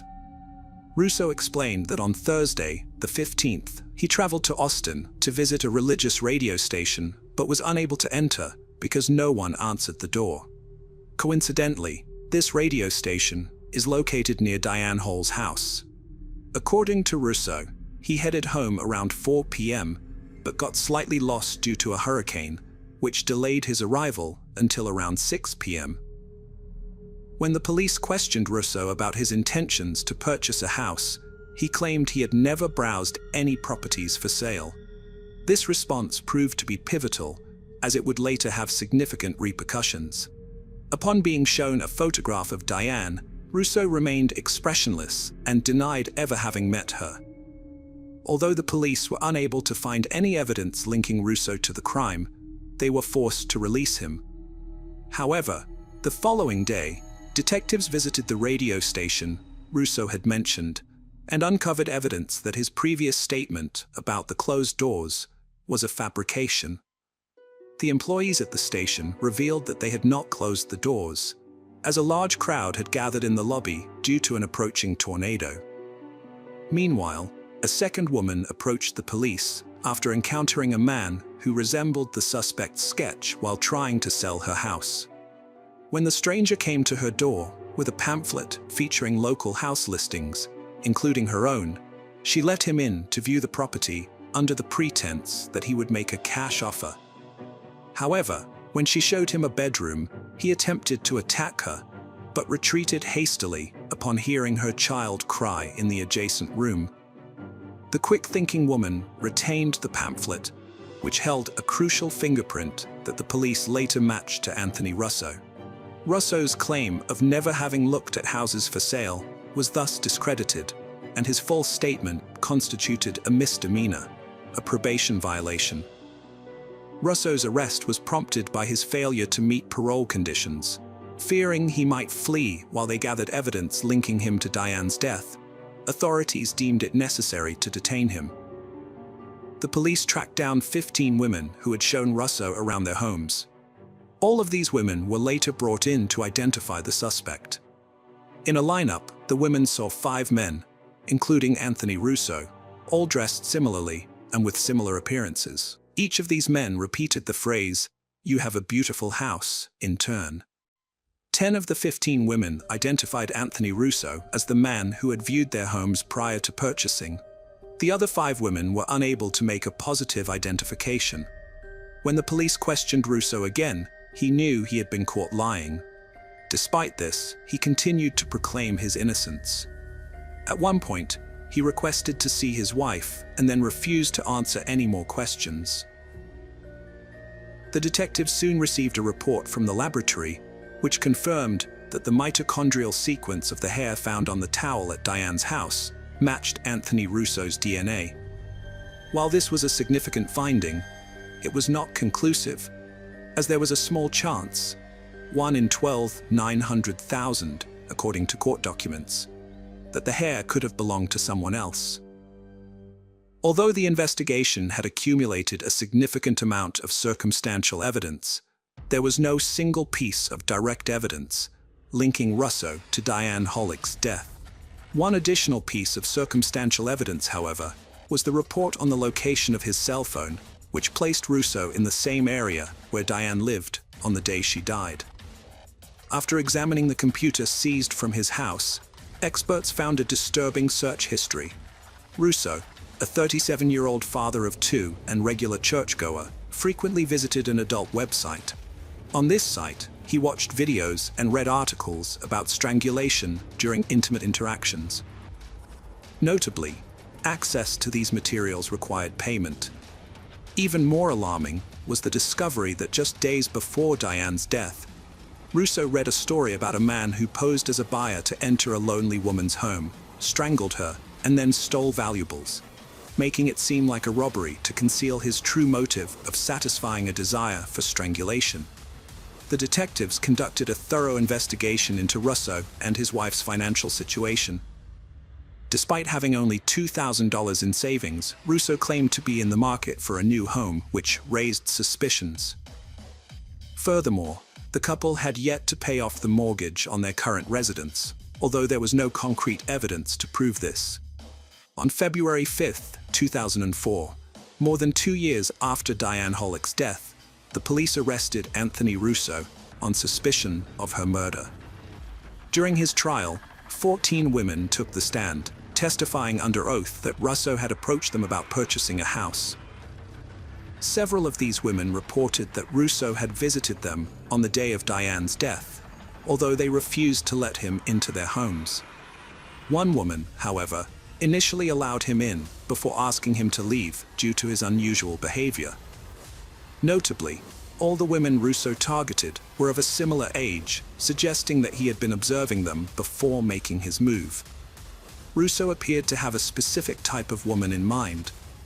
The prosecution presented the evidence again, describing the events of that fateful November day. As previously stated, Diane informed a colleague that a potential buyer had visited to view the house. Prosecutors suggested that Russo learned Diane lived alone when he first saw the house on November 15th. He toured homes for sale, but only one woman, Diane, let him inside. On his return to Diane's house, Russo likely asked to view the property again, but this time with a sinister motive, carefully planning his actions to avoid leaving evidence. On the rainy day, Diane unexpectedly offered him a towel to dry his hands and face, which he carelessly discarded on the back of the sofa. As she showed him the house again, Russo attacked her on the second floor. Prosecutors believed Russo derived pleasure from strangling, ultimately causing Diane's death during their second encounter. Before leaving, Russo stole cable ties and Diane's wedding ring, which the police were unable to find. He locked the door using a spare key kept at the front door. Russo's former and current wives testified in court, and both claimed that Anthony Russo took pleasure in the act of strangulation. It's notable that this was not his first offense, as he had a prior conviction for a similar crime. After deliberating for 11 hours, the jury found Patrick Anthony Russo guilty, and the court sentenced him to life in prison. Despite his history of criminal behavior, Russo never admitted to his guilt. He will become eligible for parole again and can file his first parole petition in 2044, at which point he will be over 80 years old. Hello friends, welcome to our channel. Today we're going to take a look at another horrible case with you. The case of Michelle Anglin. Michelle Lee Cohen Anglin was born on November 27, 1973, in Fountain Valley, California, but soon her family moved to Arizona, where she grew up with her mother Peggy and stepfather Larry McCall. She also had 2 older sisters, Cindy and Christina. At around 20 years old, Michelle started dating Hudson England, and they gradually fell in love. When Hudson proposed, Michelle accepted without hesitation. In late 1995, the couple got married in the presence of their families and friends, planning a honeymoon and their future together. However, tragedy struck just 4 months after the wedding, changing Michelle's life forever. Michelle's mother, Peggy Cohen McCall, a realtor herself, inspired Michelle to join the industry. According to the Arizona Association of Realtors, there are no mandatory safety measures in place for Arizona realtors. Nevertheless, many builders and agencies provide them with various resources and safety tips to help them stay safe on the job. When Michelle was at the office, her family members, including her husband, sisters, and mother, would typically get in touch with her using her work phone. Whenever she was out showing houses to clients, Michelle would always carry a pager with her so that her family could reach her if needed. However, on February 9, 1996, Michelle failed to respond to her loved one's calls and messages, which was unusual behavior for her. Normally, she would let someone know about her plans to show a house to a potential buyer. The job of a realtor comes with significant risks, often higher than those in other professions. Realtors can be attractive targets for predators because they often work alone, and sometimes show properties in remote areas. Experienced realtors are well aware of the dangers associated with this job. Predators may lure them to an isolated location, such as an empty house with no nearby neighbors, under the guise of wanting to buy a property. In reality, they have a different motive. When a realtor finds themselves alone in an empty house with such an individual, the situation can quickly turn bad. To avoid potential risks, realtors are cautioned to maintain a safe distance from clients, stay near the front door, and leave immediately if they sense anything unusual. This is why Michelle's family became worried when they couldn't reach her during the day. Michelle's sister, Cindy, was dating a Phoenix police officer. Concerned about her sister's safety, Cindy asked her boyfriend to perform a welfare check at Michelle's workplace. When he arrived, he found Michelle's car parked outside, but upon inspecting it, he didn't notice anything out of the ordinary and assumed Michelle was working in the office. However, when he entered the office, he was surprised to find no one there. The lights were on, and music was playing, but what he saw next raised concerns. Michelle's purse and pager were left on the table, unlocked, with no signs of struggle or explanation for her sudden departure. That evening, Michelle's family filed an official missing persons report with the police. Earlier that day, Michelle had scheduled a meeting with a potential buyer to show them 3 houses near her office, so she decided not to drive. The police officers who responded to the report inspected Michelle's office and then visited the 3 model homes she may have been showing to the buyer. They performed a preliminary search of each house and found 3 pink buttons in the master closet, on the 2nd floor of one of them. They also noticed that 2 candles in the master bathroom had been knocked over, 1 into each sink, but everything else seemed undisturbed. Cindy's boyfriend got in touch with Cindy to ask if she could describe what Michelle was wearing that day. He wanted to know if the pink buttons found belonged to Michelle's clothes. Unfortunately, Cindy couldn't recall what Michelle had on that day. The officers were convinced that the buttons belonged to a woman due to their color. The police conducted a more thorough search of all 3 houses, focusing especially on the one where the buttons were discovered. Tragically, they found Michelle Anglin's lifeless body under the master bed, which was twisted, severely bruised, and showed signs of a violent struggle. In the closet of the same bedroom, they found traces of seminal fluid, indicating a possible sexual assault. Further investigation revealed broken ceramic candlesticks, pieces of Michelle's clothing, paint, and plaster chips under the bed, as well as in the master bathroom. However, the autopsy revealed no evidence of forced intimacy before Michelle's death. The forensic expert concluded that the perpetrator had attempted to undress Michelle, but she resisted, leading to a violent struggle. Michelle was ultimately strangled, as evidenced by 3 bruises on the left side of her neck and 1 on the right side. According to court documents, a fierce fight took place between Michelle and her attacker in the master closet and bathroom. The master closet contained buttons and seminal fluid, indicating a significant struggle. Additionally, the master bathroom area had damaged candles and candlesticks, while both the bathroom and under the master bed had paint and ceramic chips. These findings demonstrated the extent of the violence. Michelle's clothing was torn and intertwined, suggesting that the perpetrator had forcibly ripped it from her body. She suffered numerous abrasions and bruises on various parts of her body, and her injured hands and wrists indicated that she had been struggling to defend herself.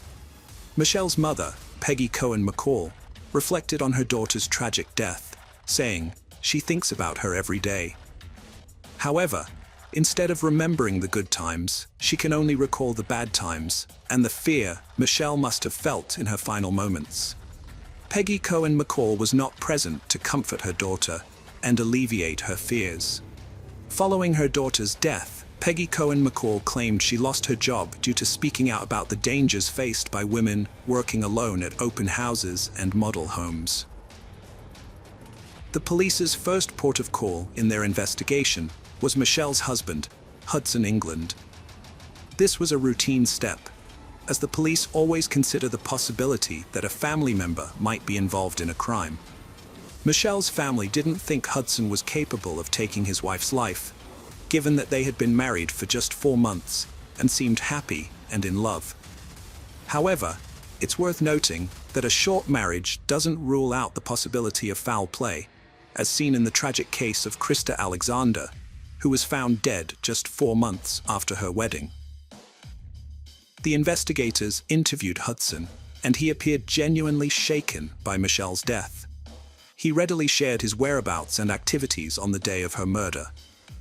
According to Hudson, he had spent the day visiting car dealerships in search of a family car, as he and Michelle were planning to start a family. The police verified his alibi and found it to be true, which led them to clear him of suspicion. Hudson also told the investigators that he had no idea who might have wanted to harm Michelle, and suspected that she might have been attacked by someone she was showing the house to. The police examined Michelle's mobile phone records, which revealed that on February 9th, she was on a call with a fellow sales agent between 3:45 and 4:15 p.m. During this conversation, Michelle mentioned that she had to end the call because a potential buyer had just arrived at her subdivision. The agent tried to return Michelle's call between 4:30 p.m. and 5 p.m., but received no answer. This information allowed the detectives to narrow down the time frame of Michelle's attack. However, they still needed to identify the identity of the potential buyer she was supposed to show the model homes to. Unfortunately, Michelle did not mention the man's name during her phone conversation with the fellow agent, nor did she record his name in her work notes. The police lacked immediate leads on the mysterious potential buyer due to lack of information. To generate leads, they sought out witnesses, interviewing residents in the area where Michelle was attacked. A local resident, who coincidentally arrived home from work between 4:45 p.m. on February 9th, reported seeing a white man descending the steps of one of the 3 houses for sale. This witness also noticed a black, older model Chevrolet pickup truck with California license plates in the house's parking lot. Additionally, prospective buyers who visited the subdivision between 4 and 4:30 p.m. that day recalled seeing a man walking from the direction of the 2nd and 3rd model homes. They also reported that candlesticks in the 3rd model's master bath had been knocked over into the sinks. The police made a public appeal through the media, seeking any relevant information about the case. They shared details about Michelle England's attack, hoping for clues, and fortunately, this effort was successful. Kim Ramos, a young real estate sales associate, contacted the police on February 9th, the same day Michelle's lifeless body was found. Ramos reported that at around 2 p.m. that day, she had met with a potential buyer who drove an old black Chevrolet pickup truck. The truck caught her attention because it seemed out of place with the $500,000 house the client wanted to buy, suggesting a more modest lifestyle. The client asked Ramos to accompany him to a 2-story house to answer some questions. Although she went with him, she was cautious due to his invasion of her personal space, walking too close and touching her hand several times. She also thought his questions about the tiled floor and the option of a 4th bedroom and den were unconvincing. Ramos asked the client to fill out a guest registration card, which he completed, listing his name as James Adams and providing his home address and phone number. Later, police officers arrived at the address and saw an old black Chevrolet pickup truck with California license plates. Although 32-year-old James Van Adams, the truck's owner, was not home, the police took pictures of the truck and showed them to Ramos. She confirmed that it was the same pickup truck driven by the suspicious client she had met earlier that day, just before Michelle England's death. When investigators looked into James Van Adams's past, they were surprised by what they found. He was married and had a child, but he and his wife were currently going through a separation. Adams had a criminal record, having been convicted in California for a crime he committed in 1990. Melissa Cunningham, a petite 5'4" sales agent weighing 102 pounds, was working alone at a new apartment complex when Adams approached her. He asked her to show him around the model homes that were still under construction. Specifically, he was interested in a 2-story model with a master bedroom and bathroom upstairs. Melissa spent a few minutes with Adams in the upstairs master bedroom and bathroom. As they made their way back down the stairs, Melissa, who was leading the way, heard 2 thuds that sounded like footsteps. She felt a sudden push and fell to the floor below. Adams quickly apologized, claiming he had tripped on a nail, which they both looked for as an explanation for the incident. Adams grabbed Melissa from behind, wrapping one hand around her neck and choking her while twisting her head to the left with his other hand. He threatened to break her neck if she screamed. He then dragged her down the hallway into the kitchen, threw her to the floor, and started tearing off her clothes. Luckily, Melissa managed to escape. She memorized the license plate of Adams' truck and contacted the police. Adams was soon arrested and spent only 2 years in prison for the attack. When investigating Michelle England's death, it didn't take long for detectives to discover Adams' previous failed attack. They obtained a search and arrest warrant, returned to Adams' home, and took him in for questioning. However, he refused to talk and appeared nervous, with injuries under his eye. The detectives suspected that these injuries could have been inflicted by Michelle defending herself with the missing candlesticks, which were later found. They took samples of James's DNA, blood, and hair for further investigation. Kim Ramos, who had met with Adams just a few hours before Michelle's body was found, stated that when she showed him around the house, he didn't have any injuries, bruises, or scratches on his face. However, Adams later claimed that he got hurt while working on his pickup truck. But during the investigation, it was discovered that Adams left work on February 9th at noon and didn't return, citing car troubles. His employer and colleague testified that when they saw him next, he had a facial injury and a black eye that hadn't been there on February 8th or 9th. Initially, the analysis of Adams's DNA, blood, and hair samples excluded him as a contributor, but when the crime lab retested the samples, they got contradictory results, this time including him as a contributor. The Department of Public Safety, DPS, verified the latter result with additional testing. Although the police took extensive fingerprints and footprints at the model home, none of them matched Adams. James Van Adams denied any involvement in the crime. His trial started on July 1st, 1997. Prosecutors presented evidence that implicated Adams in Michelle's death, including testimony from Kim Ramos, who believed she was lucky because Adams had intended to target her before attacking Michelle. Ramos also stated that she didn't believe Adams was genuinely interested in buying a house, citing his clothing, vehicle, and questions about the flooring and 4th bedroom, which she thought were absurd. The state also presented evidence of Adams' interactions with other sales agents on several occasions. In California, several years prior, Adams had interacted with agents. Additionally, months before the attack on Michelle England, he had been in Briarwood, Sientra, and even hours before the attack, he was in contact with other agents. Susan Wright, an employee of Homes by Dave Brown, testified that she had multiple face-to-face meetings with Adams at the Briarwood subdivision and numerous phone conversations with him while working at Briarwood and later at another subdivision. Wright remembered their first meeting in September or October 1995, when Adams asked to view a house for sale. She recalled that Adams stood too close to her and, despite indicating he had questions, didn't ask a single question during the viewing. When other potential buyers arrived, they immediately left and returned to the office. On November 5th, 1995, Adams visited Wright's office again, filling out the guest registration card as Jim Adams. According to Wright, Adams repeatedly visited her office and called her, asking her out on dates each time. It became apparent that James Van Adams exhibited a repetitive pattern of criminal behavior. The victims he attacked in California in 1990, including Michelle England, Susan Wright, Kim Ramos, and Melissa Cunningham, shared similar physical characteristics. Additionally, they all worked alone, and the incidents occurred in the afternoon. In the cases of Melissa Cunningham and Kim Ramos, Adams requested that they accompany him to an upstairs location in a two-story house. The evidence found near Michelle England's body suggested that he made the same request to her as well.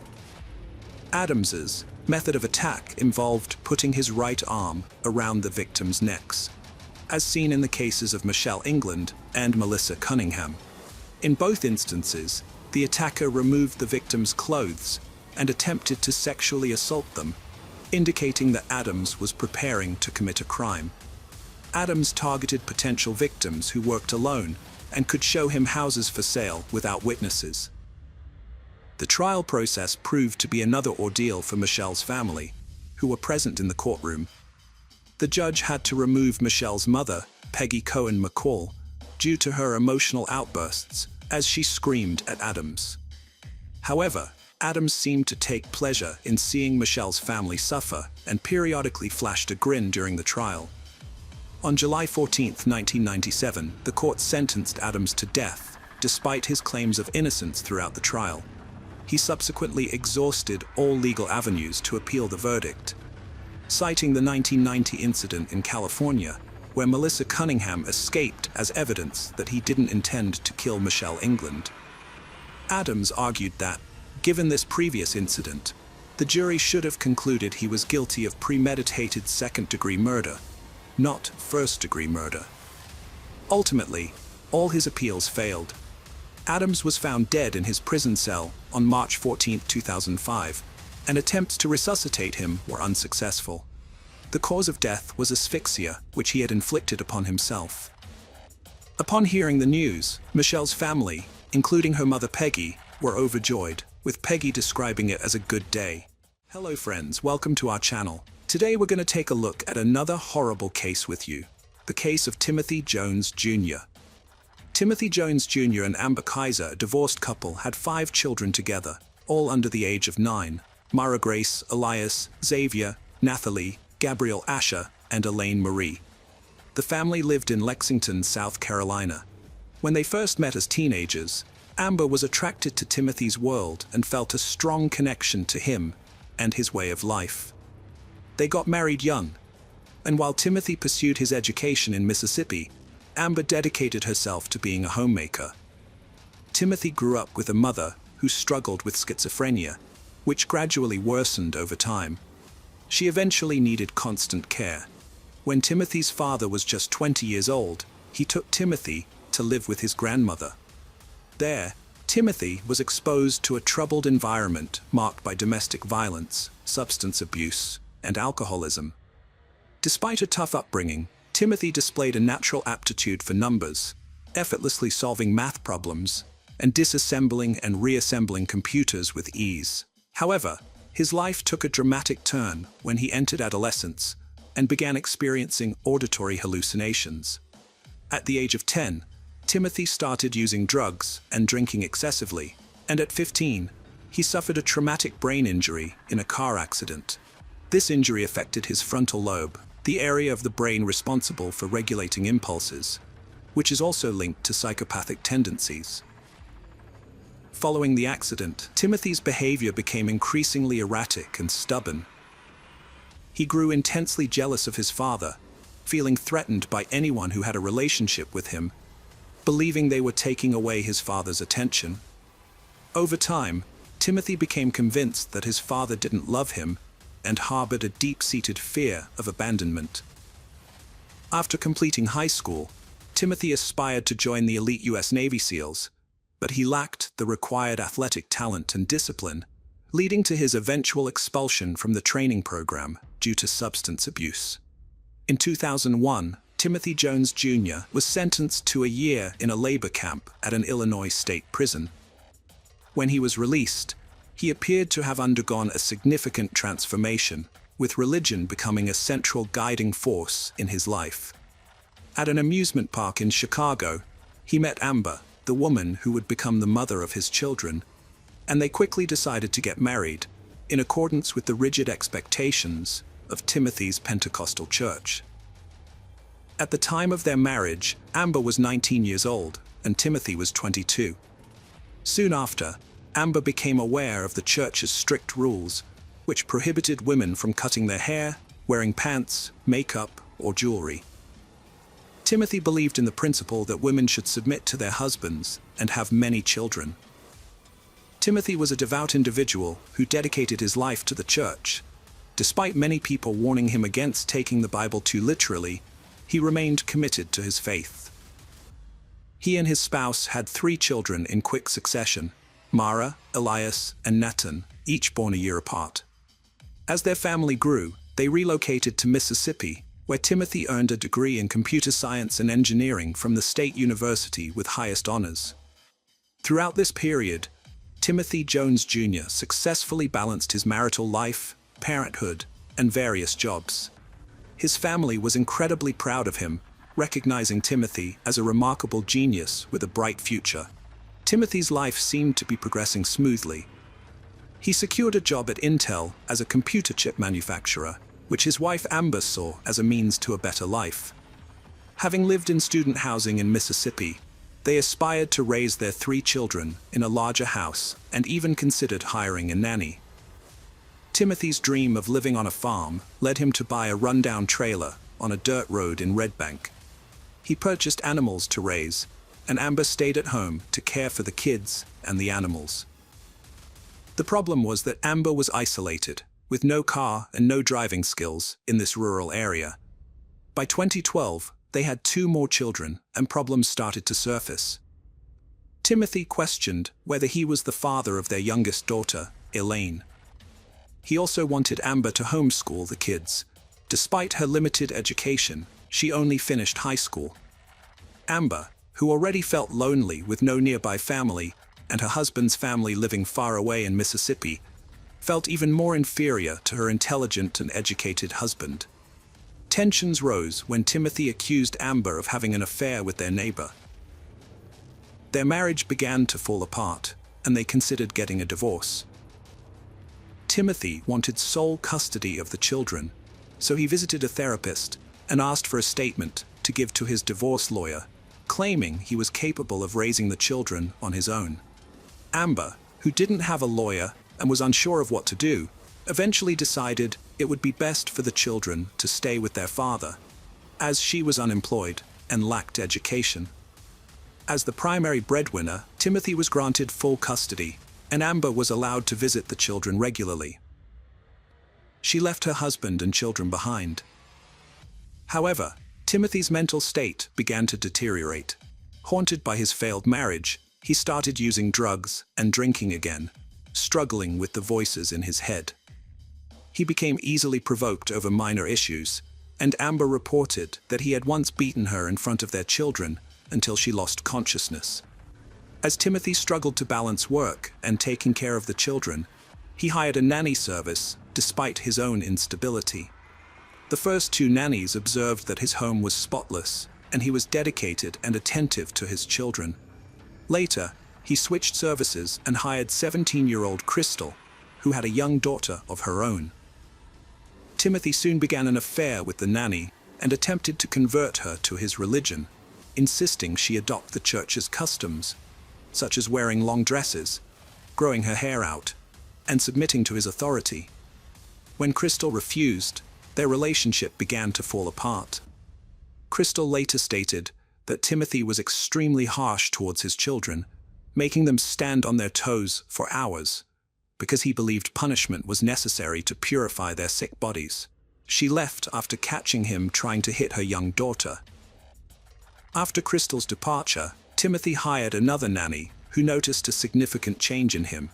His previously clean home was now filthy, filled with trash, dirty clothes, and infested with cockroaches. Over time, Timothy Jones Jr. became increasingly violent, punishing his children daily. He started feeding them only oatmeal throughout the day, limiting them to 1 meal.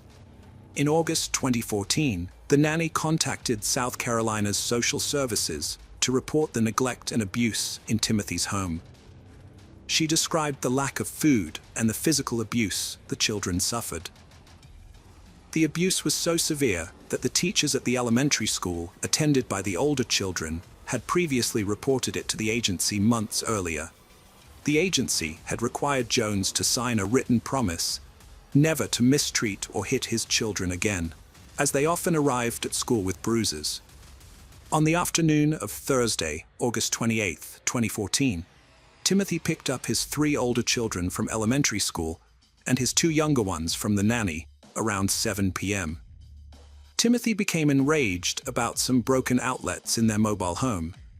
He questioned his 6-year-old son Nathan about the damage, and when Nathan denied any involvement, Timothy forced Nathan to do push-ups, squats, and other exercises repeatedly, while whipping him with a belt whenever he slowed down. Amber, Timothy's ex-wife, called to talk to her kids. During the call, Nathan told his mom about the punishment he got for breaking some outlets, saying it was an accident. Timothy got angry, ended the call, and told Amber to stop protecting Nathan. After hours of being punished, Nathan was extremely tired, dehydrated, and begging for it to stop. He passed out, and Timothy carried him to bed, leaving him alone without water or any help. Phone records show that Amber tried to call back 8 more times, but Timothy didn't answer. Around 1 a.m., Timothy searched for a specific scene from the movie American History on YouTube. Even though he knew Nathan was already unconscious. At around 1 a.m., Timothy took his 8-year-old daughter Mia to a local store to buy 10 packs of cigarettes. When they got back home, Timothy grabbed Mia and started choking her. Then he went to his 7-year-old son Elias and did the same thing. After that, he took off his belt and went to his 2-year-old son Gabriel and 1-year-old daughter Elaine, putting the belt around their necks and pulling until they stopped breathing. Seeing that the kids weren't moving, Timothy took their sheets and blankets, wrapped each of them separately, and put them in the back seat of his car. On Friday, August 29th, Jones's father called him at 7:43 a.m., but got no response. Later, at 9:36 a.m., the nanny tried calling Jones and finally got through to him on her second attempt. She asked if he would be taking the younger kids to daycare, and he told her not to worry, saying he would take them the following week, explaining that they were currently out of town and would return by Tuesday. Between noon and 2 p.m. that day, Jones drove around, searching online for out-of-state drugs. At 1:27 p.m., he was near Alabama, but he ignored his grandmother's multiple calls, totaling 23 attempts between 3 and 5 p.m. During this time, Jones also searched online for tobacco shops in Alabama and Mississippi, as well as campsites in South Carolina. His location was recorded in Georgia at 8:04 p.m. The next day, August 30th, his grandmother continued sending messages, asking why he wasn't responding to her calls. Then, on August 31st, his phone's location was recorded in Red Bank, New Jersey, at 10:08 a.m. Jones spent the day searching the internet for camping stores, RV parks, and landfills in South Carolina, as well as animal services. He also looked up 2 songs at 4:54 p.m. Timothy Jones Jr. received a reminder from the nanny to bring diapers when he dropped off Gabriel. An hour later, he responded, informing her that he had left South Carolina with the children to start anew, and asking her to clean the mobile home, giving her permission to take whatever she wanted from the belongings he left behind. On September 1st, Timothy was driving from one place to another. The next morning, at 10:35, he searched online for information on disposing of bodies in landfills, making muriatic acid, and camping near countries with no extradition laws, as he was facing legal issues and considering his escape options. Throughout the day, he received updates from the nanny, who had cleaned the mobile home. His boss at Intel also messaged him, inquiring about his work attendance, around 6 p.m. On the morning of September 3rd, a coworker called him twice, but Timothy did not respond. Later, surveillance video captured Timothy at a well-known store, purchasing a saw, muriatic acid, garbage bags, a 5-gallon bucket, and goggles at 3:37 a.m. He also searched online for information about his missing children. On September 4th at 6:33 a.m., Timothy Jones Jr.'s location was tracked to Charleston, South Carolina, where he deposited a check for $3,508 at a bank. The next day, on September 5th, his phone was briefly turned on in Louisville, Georgia, but his exact location was not recorded. On the morning of September 6th, Jones placed the decomposing bodies of his children in black plastic garbage bags and abandoned them in a clearing along a rural forest road in Alabama, which was recorded at 9:14 a.m. The bodies had been in the back seat of his vehicle since August 29th. Later that day, at around 7 p.m., Jones was stopped at a traffic checkpoint in Smith County, Mississippi. A police officer approached his vehicle and noticed a strong, unpleasant smell coming from inside, as well as apparent bleach stains on the carpet that suggested a recent cleaning attempt. When questioned about the whereabouts of his children, Jones initially denied having any children, then claimed he had 3 children who were in South Carolina. The officers asked for the phone numbers of his father, grandmother, and ex-wife to verify the children's safety, and after making the calls, they promptly arrested Jones. Jones felt overwhelmed with sorrow and anger when he caught one of his sons playing with an electrical outlet. In a fit of rage, he grabbed the boy by the neck and choked him until he lost consciousness. Later, he used a belt to discipline his other son, as his hands were too large to fit around the boy's neck. When his eldest daughter walked into the room and saw what was happening, Jones grabbed her and choked her with his hands until her face turned purple. After the incident, Jones put his son Nathan to bed, only to discover him dead when he checked on him later. During the investigation, Jones explained that he killed his children because he heard voices in his head, leading him to believe they were plotting against him. He also thought that they would be better off in heaven. During his attempted escape, Jones drove through the southeast with the bodies of his 5 children hidden under blankets in his car. He eventually dumped their bodies in a remote Alabama forest before being arrested by chance during a routine traffic stop in Mississippi. Timothy claimed it was an accident and said the punishment he imposed on Nathan went too far, leading to the boy's death from exhaustion caused by the strenuous exercises. When he found Nathan lifeless in his room, Timothy was overcome with panic and decided to kill all his children. The pathologist found it difficult to determine the exact cause of Nathan's death, but suggested that the excessive exercise had weakened him so much that it would have taken minimal force to end his life. The investigators were puzzled as to why Timothy didn't call for emergency services if he genuinely believed it was an accident. Instead, he attempted to hide and dispose of the children's bodies on the same day. Timothy eventually agreed to take the investigators to the location where he had hidden the bodies. On September 11th, authorities recovered the remains of Timothy Jones's 5 children. The evidence collected from his car was handed over to South Carolina authorities and included personal items such as family photos, children's clothing, drawings by the children, letters written by their mother to the children, Timothy Jones's university diploma, and his passport. Additionally, handwritten notes by Jones were found, detailing to-do lists that included instructions on how to dispose of bodies, including grinding bones into powder or small pieces, and burning them. The lists also mentioned supplies needed, such as camping gear, gasoline, and muriatic acid. Upon his arrest on September 13, 2014, Jones was placed in a special isolation cell away from the general prison population. Since then, he has undergone evaluation by various mental health professionals, including psychiatrists, clinical psychologists, and forensic experts.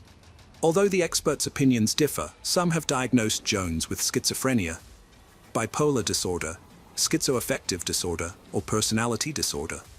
These experts suggest that Jones's mental state at the time of the crime might have been exacerbated by his drug use and a traumatic brain injury he suffered at the age of 15, which could have contributed to an underlying psychotic condition. In late May 2019, Timothy Jones Jr. was tried for a crime considered one of the worst murders in South Carolina's history. The trial featured weeks of intense testimonies and evidence presented against him. After only 2 hours of deliberation, the jury delivered a verdict on June 13, 2019, sentencing Jones Jr. to death. Currently, he is being held in solitary confinement at a correctional institution, where he wears a green jumpsuit that distinguishes him as a death row inmate. Hello friends, welcome to our channel.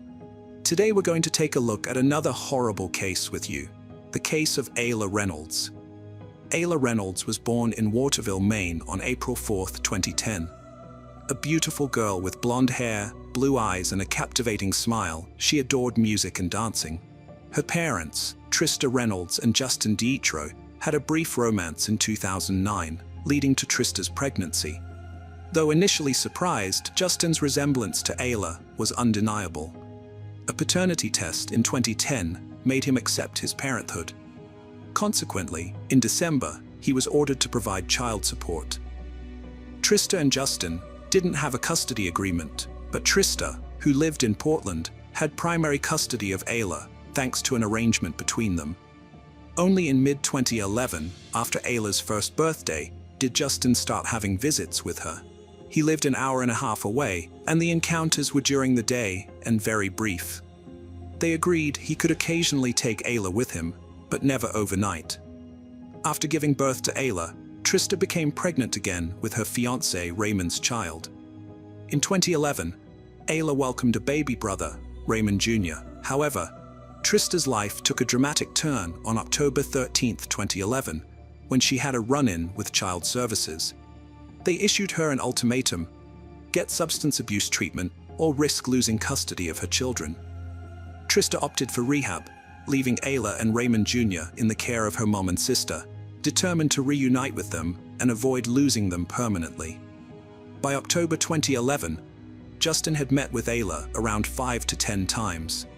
However, just 4 days after Trista's funeral, on October 17th, Justin and his family suddenly decided to seek custody of Ayla. Justin's mother, Phoebe DePetro, got in touch with Child Protective Services and was granted permission to take Ayla into their care. The authorities quickly informed Trista's relatives of their decision. However, when Ayla's aunt was told she had to hand Ayla over, she strongly opposed the decision, alleging that Justin had a history of abusing the child. The officials countered that a father's custody rights take precedence over those of an aunt. Once permission was granted, Justin and his family went to pick up Ayla from her Aunt Jessica's house, but they didn't know the address. Child protection officials provided the location, and a police officer, Charles Weaver, accompanied Justin and his mother to the house. The paternal grandmother waited in the car while Justin and the officer went to the door. When they arrived, Jessica begged the officer not to take Ayla away and warned that she wouldn't give her up willingly. The officer noted that Ayla seemed happy and carefree at first, laughing and playing. However, Jessica pointed out that Ayla's behavior changed dramatically when Justin approached.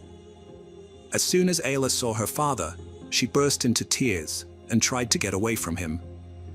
Despite this, the officer took Ayla from Jessica and handed her over to Justin. The child struggled and screamed, even trying to bite the officer when she was placed in her father's arms. Jessica told Officer Charles that Ayla was terrified of Justin and that they couldn't take her away from her. Charles explained that he sympathized, but as a police officer, he had to enforce the directive from Child Services, and it wasn't his decision to make. To clarify, if Justin had wanted primary physical custody of Ayla, he would have needed to either reach an agreement with her mother or go through a court process to get a judge's approval. However, as we saw in the custody exchange, there was no agreement or court involvement. Instead, a Child Protective Services supervisor made a judgment, but failed to consider the mother's own arrangements for the child to stay with her relatives during her temporary absence. Before a court grants a parent exclusive physical custody, they typically evaluate the situation thoroughly, including background checks and home visits, which did not happen in Ayla's case.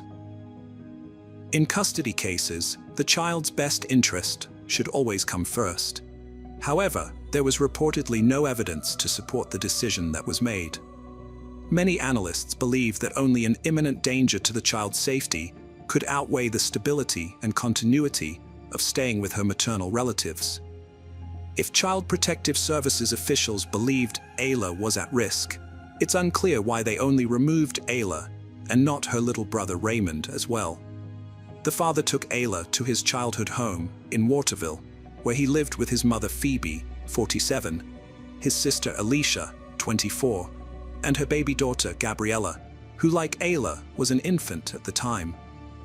Justin, 25, lived in the partially finished basement, a single large room, while the rest of the family occupied the upstairs area. During Trista's rehabilitation, she called Justin every day to speak with Ayla and ensure everything was going smoothly. She did not perceive any warning signs during these conversations. On October 20th, 2011, coinciding with the 8th day of Trista's treatment, a meeting was held to discuss Ayla's case. Attendees included Child Protective Services members, 2 doctors, Trista, her sister Jessica, and their lawyer, as well as Justin, who participated via phone. This meeting resulted in an agreement that Ayla would be returned to her mother on October 22, 2011, upon Trista's completion of the addiction recovery program. It was also agreed that Justin would bring Ayla to the treatment center for a visit on the 21st. Things were going well for Trista, but the situation was about to take a turn. None of the established agreements were fulfilled, leaving Trista desperate to regain custody of her daughter. She repeatedly reached out to Child Protective Services for assistance in enforcing the agreement, but to no avail. As a result, Trista sought a temporary compromise with Justin. He would continue to care for the child, and she would receive regular visitation rights. On November 12, 2011, Justin took the girl to the emergency room. Following a thorough examination, doctors diagnosed a broken bone in one of her joints, specifically the elbow joint that connects the upper arm to the elbow. Justin claimed the accident had occurred the previous night, on November 11th, stating that he slipped and fell on her while holding Ayla on the porch during a rainstorm. According to him, although she cried, there were no visible injuries, and it wasn't until the next morning that it became apparent she required urgent medical attention. By the next Monday, the orthopedist concluded that surgery would not be necessary, and the injury would likely heal on its own. A week later, on November 26th, the specialist reported during the 3rd medical appointment that the child's progress was as expected. Trista attended this medical consultation to closely monitor her daughter's recovery, unaware that it would be the last time she would hold her in her arms. From that point on, the situation quickly deteriorated. Frustrated by the ongoing disputes over custody, visitation rights, and even her right to talk to her daughter on the phone, Trista decided to take action. On December 15, 2011, she filed court papers to initiate legal proceedings to gain full physical custody of Ayla. On Saturday, December 17th, 2 days later, Justin contacted the police in the morning to report that Ayla was missing from his mother's house, where he was living with his girlfriend Courtney Roberts and his sister Alicia. According to him, they had put the 20-month-old girl to bed the previous night, and when they woke up early that morning, she was no longer there. Trista was on her way to visit her boyfriend Raymond in a coastal city in Maine, just 50 miles from the Canadian border, when she received devastating news. She was dozing in the passenger seat while her father-in-law, Robert, drove. Robert took a call from Trista's father, who informed him that Trista's baby, Ayla, was missing. The news left Robert frozen, and he searched for a safe place to stop the car and wake Trista. Groggy, Trista listened as her father's voice came through the phone, informing her that her baby's whereabouts were unknown. Desperate, Trista changed course, heading to meet the police who were searching for Ayla. The 90-minute journey felt like an eternity to Trista, who frantically called Justin to find out what had happened, but her calls went unanswered. leaving her terrified. When they arrived at the police station, both Trista and Robert gave statements to the authorities. About 30 minutes later, Trista's father joined them, visibly angry and distressed. It turned out that Justin had called 911 that morning at 8:49 to report Ayla's disappearance. He claimed the last time someone saw Ayla was around 10 p.m. the previous night, when his sister Alicia checked on her before bed. However, on Saturday morning, they discovered Ayla was no longer in her crib, but Justin didn't specify the exact time of her disappearance in the call. Justin suspected that an unknown intruder had kidnapped the toddler. The news of Ayla's disappearance spread rapidly, and the authorities quickly launched an investigation. The police chief addressed the media, assuring them that the case was being thoroughly investigated and that their primary objective was to find Ayla by any means. The police searched the house for any potential clues that could lead them to Ayla, facilitating their operation. Meanwhile, the family stayed with friends, and a command center was set up to coordinate the search efforts. On the third day, Monday, December 19th, the FBI was requested to assist in the search operation. By this point, 75 individuals from various agencies were involved in the efforts. The state police seized 2 vehicles from the Petro residence, a 1996 Ford Explorer, owned by Justin, and a 4-door silver sedan, owned by Justin's girlfriend Courtney, who was present on the night of Ayla's disappearance. The search for Ayla expanded with the FBI's child abduction team conducting door-to-door interviews. 75 officers worked tirelessly, investing 5,000 hours in 10 days, pursuing 330 leads. 50 civilian volunteers and a $30,000 reward aided the effort. Justin initially kept a low profile, avoiding media. However, he made more public appearances, including on the Today's Show, where he addressed the shift in law enforcement's message. He appealed to the perpetrator to return Ayla, emphasizing they had no right to keep her, and she needed to be with her family at home. Justin attributed his delayed cooperation to his initial naivety, having expected Ayla to return within a few weeks. He also stated that law enforcement had advised him to avoid the press, which was partially confirmed by the Department of Public Safety spokesperson. However, the spokesperson clarified that this guidance was only provided at the beginning of the investigation. Subsequently, the police actually encouraged Ayla's parents to remain in the public eye. Justin took the opportunity to respond to the insinuations against him, inviting the TV host to spend a day with him to gain first-hand experience of his situation. While he praised the police's efforts, he acknowledged that some of their methods were unpleasant. He emphasized that the truth remains the same, regardless of how many times he was asked the same questions and accused of lying, believing that the truth will eventually emerge. By the end of January, police discovered Ayla's blood in several areas of the DPO house and announced their findings. Although there was not enough evidence to make arrests, 3 adults, including Justin, Courtney, and Alicia, who lived in the residence where Ayla was last seen, were suspects. According to Stephen McCausland, spokesperson for the Department of Public Safety, the forensic evidence contradicted the family's story of what happened, making it highly unlikely that someone could have taken Ayla from her bedroom without one of the 3 adults in the house noticing. 6 months after Ayla's disappearance was reported on May 30th, 2012, the police announced that it was unlikely the little girl was still alive.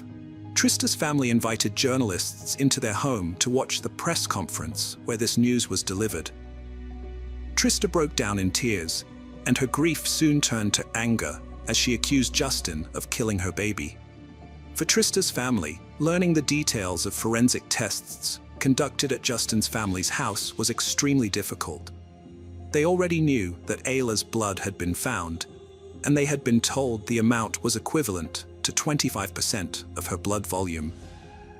However, they had not seen the evidence until January 2013, when everything was finally revealed to them.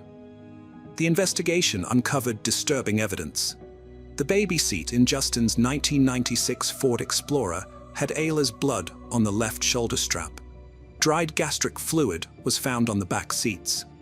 In Ayla's bedroom, blood was discovered on her princess pink sneakers next to her crib, as well as on the face and arms of her doll. Investigators believed Ayla might have tried to wipe blood from her mouth with her toy. Additionally, a blood stain was found on the living room sofa. Most of the blood traces were found in the basement. On the mattress where Justin slept with Courtney, a pool of Ayla's blood was discovered. Nearby on the bed, vomit and an unidentified pink fiber, possibly from a toy, were found next to the sneakers stained with Ayla's blood on the tongue and inside. Additionally, splashes of blood were found on the cement floor around the bed and on the walls, with some of the splashes on the walls matching Ayla's height. An expert concluded that some of the blood drops, about the size of a dime, were indicative of trauma caused by a blunt object. The experts also determined that some blood spatter patterns in the house might have been coughed up by Ayla, suggesting that she had both internal and external injuries. The police found that bed linens had been used to clean up Ayla's blood. This information was horrific for Trista and her family to learn, and they soon discovered even more disturbing details. Officers warned Trista about disturbing evidence, then showed her luminol test results revealing hidden bloodstains at her house.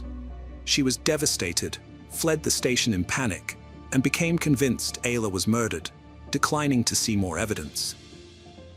Justin showed no emotion when police showed him and the Petro family evidence months prior.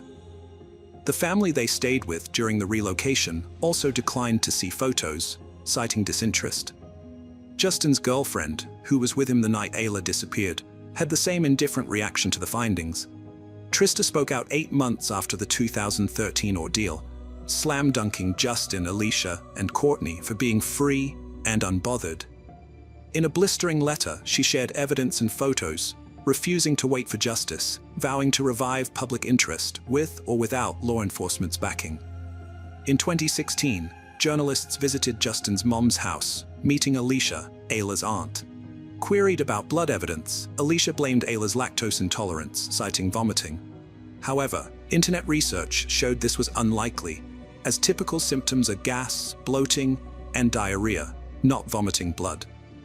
In 2017, a judge granted Trista's request and formally declared Ayla legally deceased. The ruling stated that Ayla's death likely occurred on or around December 17, 2011, the day her father, Justin, reported her missing. With this ruling in place, Trista and her legal team pursued a wrongful death lawsuit against Justin, alleging that his intentional and unlawful actions led to Ayla's death, and that he subjected her to pain, terror, and physical harm prior to her passing. Trista held a press conference, confronting her deceased daughter's father after he denied wrongdoing in a lawsuit. She questioned his conscience, saying she saw the truth in his eyes and believed he knew it was a problem. In 2023, a judge granted Trista's request to add Phoebe and Elisha as defendants in the wrongful death lawsuit. The 3 defendants now face civil charges for wrongful death, conscious pain and suffering, and unlawfully interfering with a deceased person's body. Additionally, Justin is charged with breaching his parental duty to care for a minor child. Trista and her lawyer knew they wouldn't get money from Justin. They wanted to uncover the truth about Ayla's disappearance. It was suspicious, with Justin driving to Portland and back, claiming to search for Ayla, but never contacting Trista or her family. He had bought a $25,000 life insurance policy for Ayla weeks before. It's bizarre that Justin stayed at a friend's house while detectives investigated Ayla's disappearance. This is especially surprising, given that Justin had barely been involved in his baby's life during the 9 months of pregnancy, and most of her life. Trista also shared that she received strange messages from Justin in the week after he took Ayla, in which he expressed fear that someone might kidnap or snatch her. He had made similar comments around December 11th, 6 days before her disappearance was reported. However, after Ayla went missing, Those messages took on a threatening and confusing tone. Trista admitted that she had always been perplexed by their meaning. Hello friends, welcome to our channel. Today we're going to take a look at another horrible case with you, the case of Marta del Castillo. Marta del Castillo was born on June 19, 1991, in Seville, Spain, to Eva Casanova and Antonio del Castillo. At 17, her life took a devastating turn. On January 24, 2009, Marta was chatting with her best friend, Silvia Fernandez, when she abruptly ended the conversation, telling her she had to leave in a hurry because her boyfriend Miguel Carcano was waiting downstairs. She promised to fill her friend in on everything when she returned, saying she needed to clarify some issues in their relationship. In the hallway, Marta encountered her father, who cautioned her against getting on Miguel's motorcycle, but she simply kissed him on the cheek and left. At 5:30 p.m., Marta departed, and as the hours ticked by with no sign of her, her family grew increasingly worried. Her mother began calling acquaintances who might know something about Marta's whereabouts, including Carcano. Everyone seemed to think she was with Miguel, but when he failed to answer their calls, Marta's father decided to visit the boy's house. He rang the doorbell repeatedly, but no one responded. It wasn't until they managed to contact Samuel Benitez, a close friend of Miguel's, that they learned Marta had been dropped off at his house around midnight. This struck Marta's mother as suspicious, given the time was only 11:45. At 2 a.m., Marta's family reported her disappearance, but they had no idea it would become one of the most sensational cases in the country's history. 4 hours later, the police disclosed that Marta's boyfriend, Miguel Carcano, was already a suspect. At 1:30 p.m., a third report was filed, but the police failed to act, leaving the family increasingly frustrated. It wasn't until 17 hours after the initial request for help, as stipulated by protocol, that the officers finally began searching for Marta. In the days that followed, the family took it upon themselves to gather statements from relatives and friends of the young girl. On January 27, 2009, the family held their first press conference, simultaneously launching a campaign to find Marta. The next day, approximately 2,000 people protested in Seville, demanding the young girl's safe return under the rallying cry, "We are all Marta." Another demonstration was convened on February 7th, drawing around 3,000 people. The case continued to captivate the nation, dominating television and newspaper headlines. After 21 days of searching, the police finally located Miguel Carcano on February 13th. The 20-year-old took full responsibility for the case, confessing that he had murdered Marta and dumped her body into the Guave River near his apartment. He also revealed a crucial detail: he did not act alone.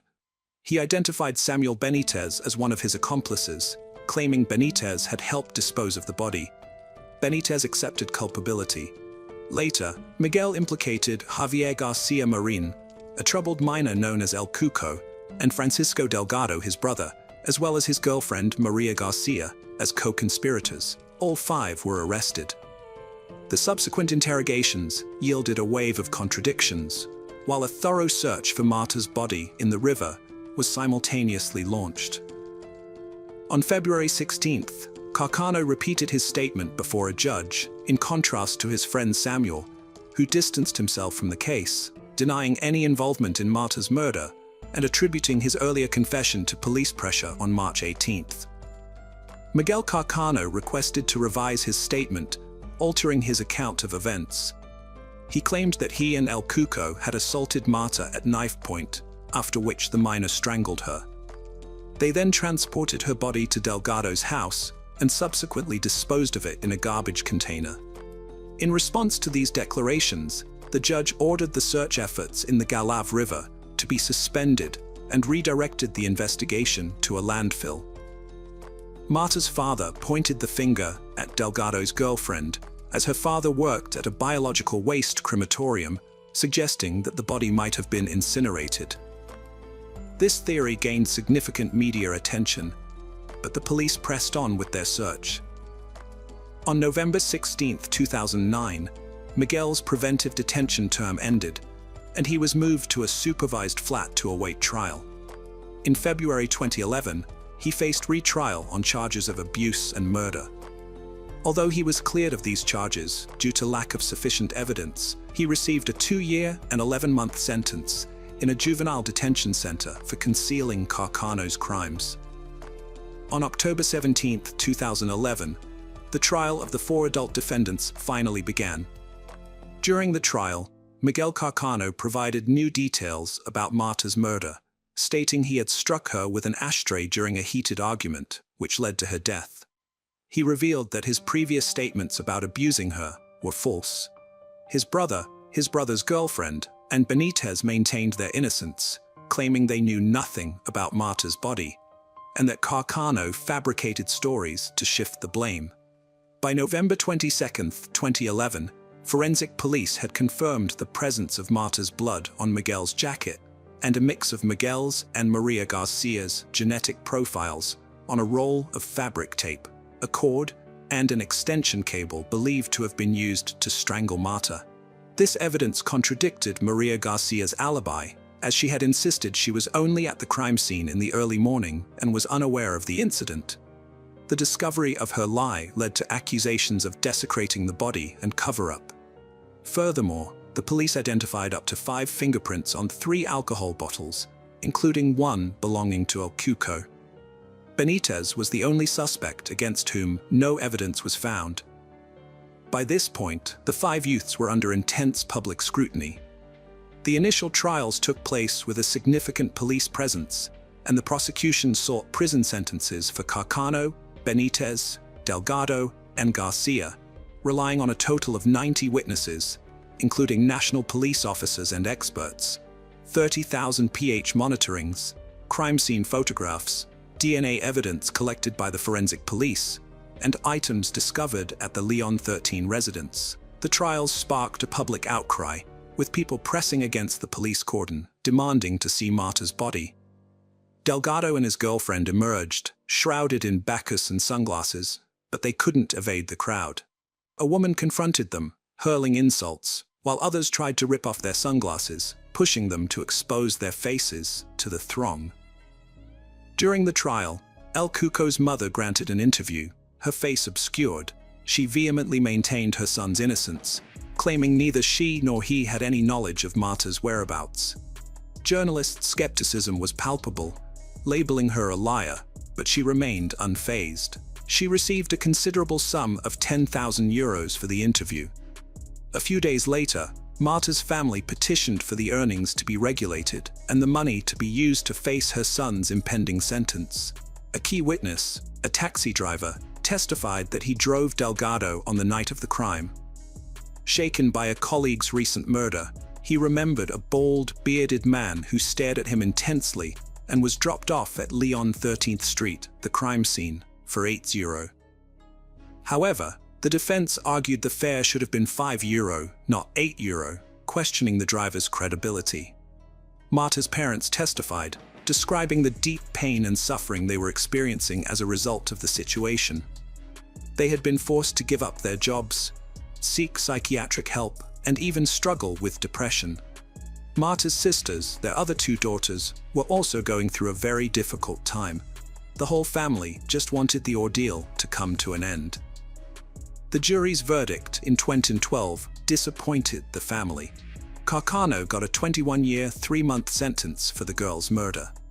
He was banned from the city for 30 years and ordered to pay €280,000 to her parents and €30,000 to each sister for moral damage.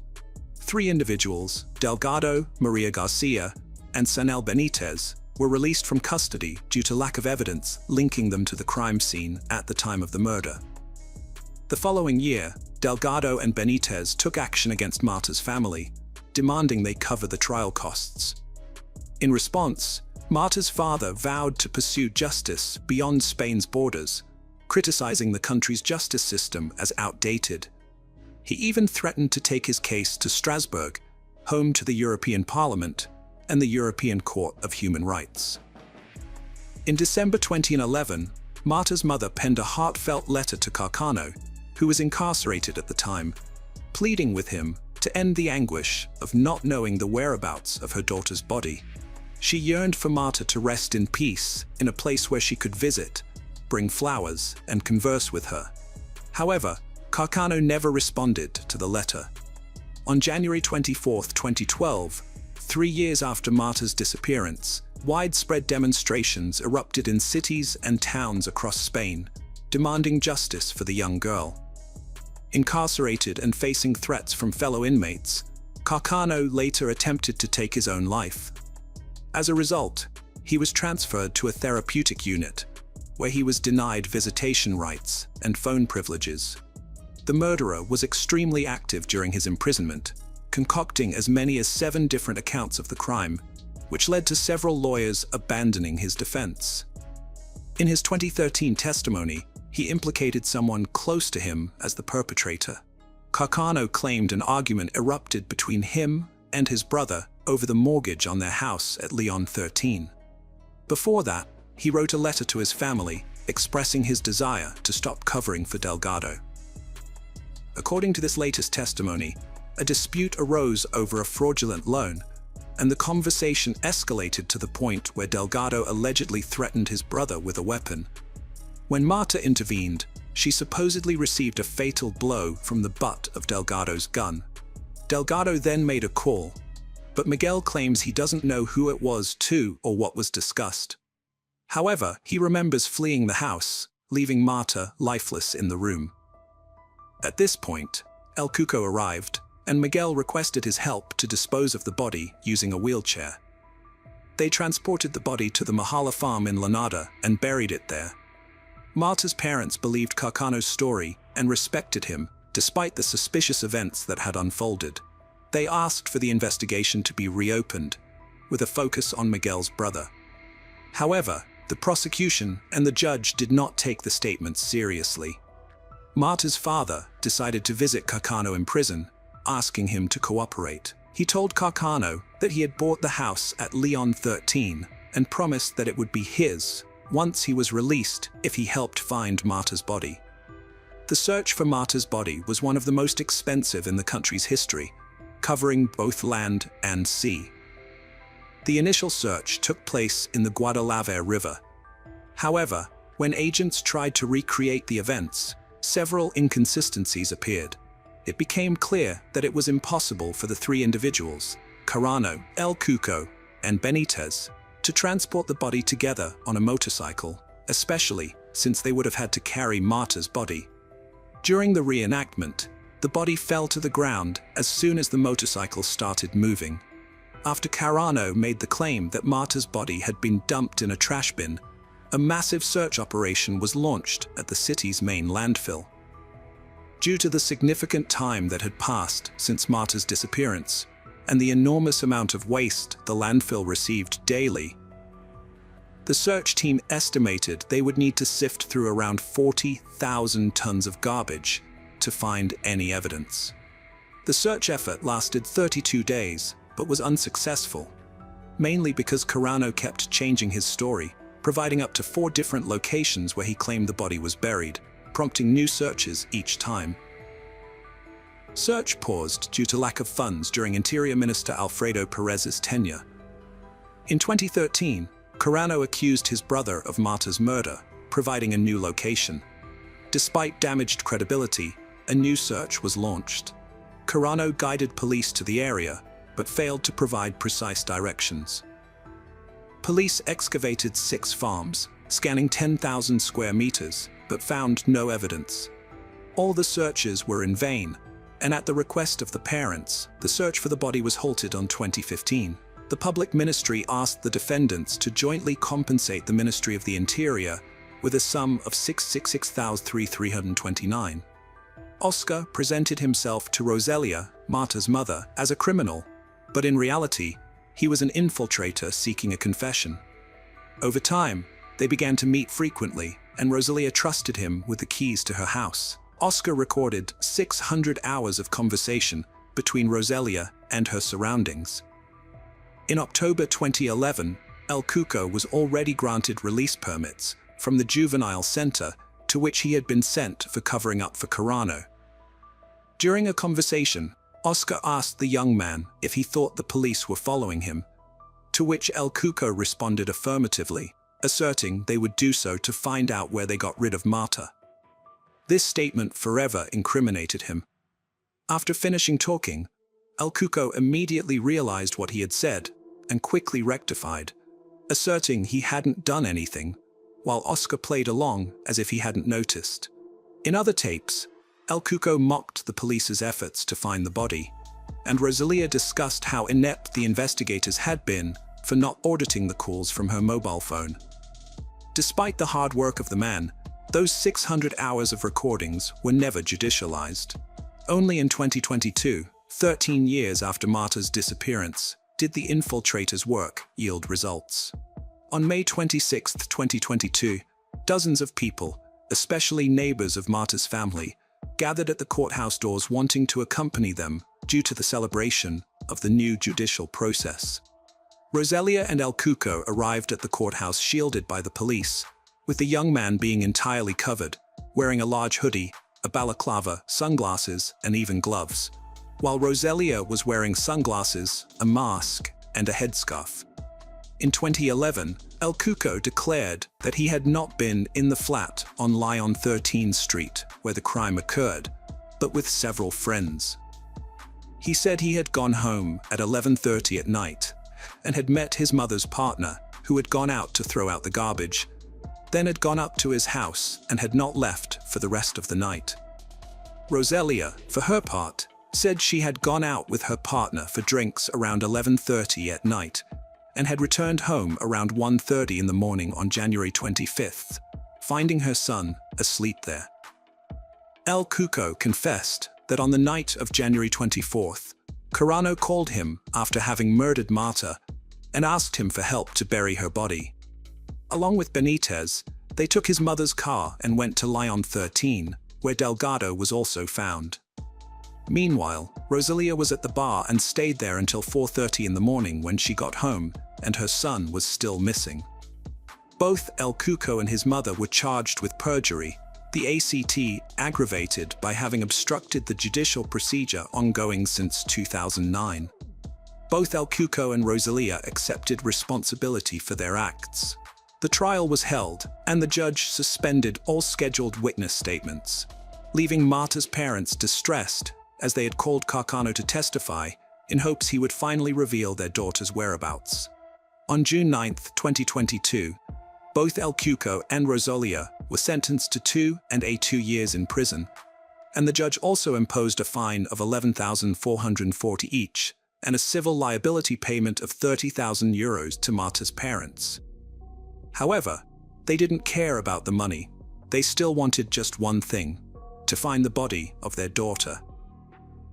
That same year, the investigative judge authorized the expert to access the mobile phones of Carano and Marta. However, he did not grant permission to do the same with the rest of the individuals involved in the case, as there currently is no evidence against them. Carcano consented to his phone being examined, insisting they would find evidence pointing to his brother as the actual murderer. Yet the main goal was to determine the location of the long-sought body.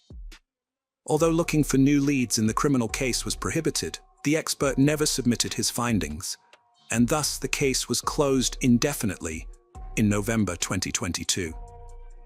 13 years after Marta's murder, the civil court decided to close the separate investigation for the search of the body, deeming the legally stipulated investigation period as expired without any new significant discoveries. Marta's parents came to terms with the fact that Carcano would never reveal the location of their daughter's body and decided to sell the flat where the crime occurred.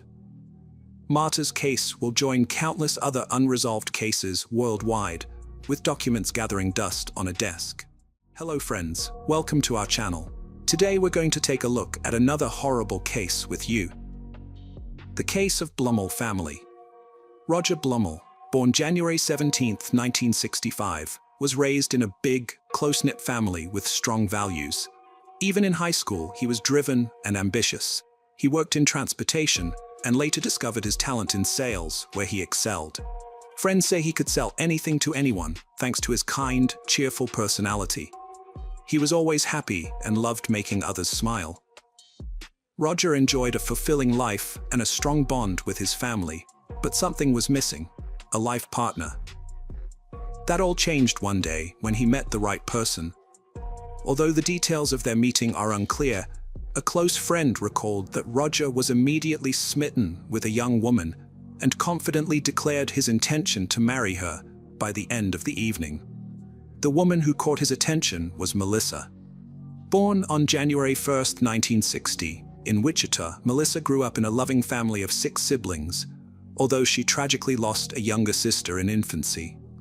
Melissa was a kind, diligent, and helpful person who always put others before herself. She started her career as a bank cashier and worked her way up the ranks, earning promotions through her dedication, teamwork, and strong work ethic. Her career was marked by success, ultimately leading to her appointment as vice president of the bank. The first meeting of Roger and Melissa marked the start of a lifelong partnership between 2 kindred spirits, who tied the knot in 1991. On the surface, the Blumels seemed to have it all.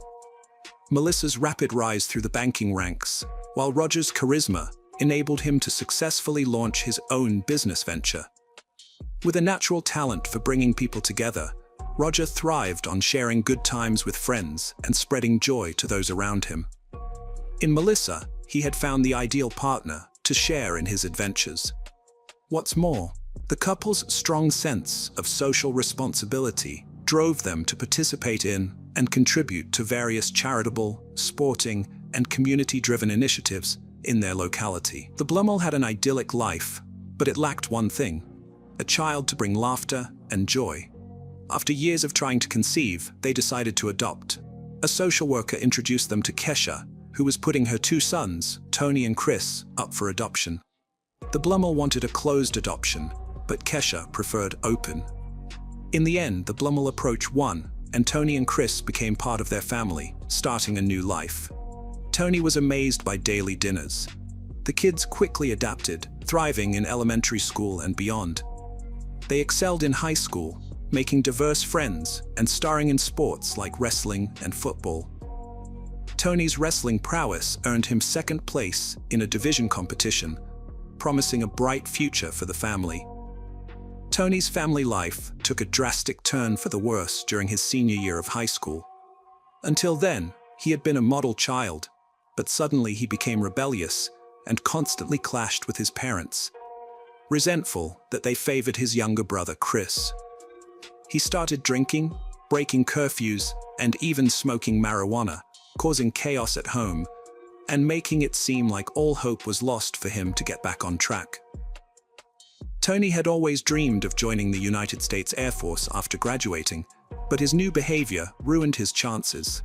In 2013, he was arrested for a violent offense, and then again for driving under the influence, which meant his records would prevent him from pursuing a career in military aviation. Tony's life spun out of control after these events, lacking direction after high school. He shunned education and jobs, preferring to sleep in and get high on cannabis.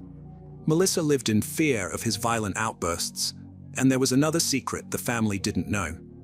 Since 2013, Kesha contacted her biological sons on social media. Tony was excited to reconnect, but Chris seemed unreceptive. Kesha was devastated after giving them up, relieved they were with a good family together. Reconnecting with Tony thrilled her, but she resented the family for allegedly turning Chris against her. Moreover, when Kesha learned about Tony's troubles with his adoptive parents, she saw an opportunity to reconnect with her son and swiftly extended an invitation for him to visit her. At the adoptive home, things worsened. Tony's rage boiled over, and he punched a hole in the wall. This was the last straw. The family realized they and Chris were no longer safe. After failed attempts to address Tony's behavior, Roger and Melissa made the tough decision to ask him to leave. He started by wandering aimlessly, but he soon understood he needed to take action to support himself financially. He got jobs at fast food restaurants, and, to make some extra money, he also sold cannabis. Despite having no fixed address and sleeping at different friends' houses each night, he eventually fell in with a group of young people who were heavily into drug abuse. Among the midst of despairing events, a lifeline emerged for Tony when Kesha extended an invitation for him to move to California and live with her. Tony seized the opportunity with eagerness, and the reunion took place in September 2013 at Kesha's California residence. Accompanied by his high school best friend, Braden, who had dropped out in his junior year to pursue a life of drug dealing, he arrived filled with hope, seeking Kesha's support, who was well versed in the drug trade, to establish a large-scale marijuana operation in the area, and even discussed entering the medical cannabis market. The reality was that they had arrived to live in a small apartment, which had only one room. It is not hard to imagine that the situation in the place began to be tense, particularly because Sean, Kesha's partner, had 2 jobs and was the only one bringing in money to cover the expenses for 5 people. Kesha only contributed a part of the social assistance she received for her daughter. Kesha, Tony, and Braden spent their days using drugs, and the woman's younger daughter was all the time under that bad influence. Sean reached a breaking point when she discovered Tony and Braden selling marijuana near her house. She told them to stop, citing the danger to her as the property owner. Then, she issued an ultimatum: get a job or leave the apartment. But instead of complying, the group banded together against her, eventually leaving for a nearby hotel for 2 weeks. However, without income, they couldn't afford the hotel bill. They didn't consider getting a decent job due to their financial struggles. Their initial plan was to head back to Kansas, possibly because Tony was familiar with the area from his drug dealings. After nearly a day of driving, they decided to stop in Arizona and spend the night at a hotel.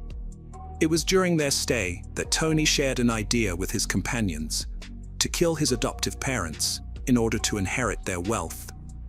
Once they arrived in Wichita and settled into a hotel room they'd rented for a month, they focused on finalizing the details of this plan. Tony had devised a straightforward plan. He would kill Roger and Melissa, collect the insurance payout, sell off their assets, and use the proceeds to launch a more extensive drug operation. Tony was convinced that his original family would amass a fortune by growing and selling marijuana. He even pinpointed the ideal day to carry out the crime: Friday, November 15th, 2013. This date suited him perfectly, since his brother Chris would be away, attending a wrestling event related to his practice. As a former wrestling star, Tony still maintained connections with some team members, which is how he learned about his brother's commitment that evening. Tony hatched a plan to invite Roger and Melissa to a meeting under the guise of discussing their past issues and making amends. While they were out, Braden would bring Kesha to the empty residence, where she would steal valuables.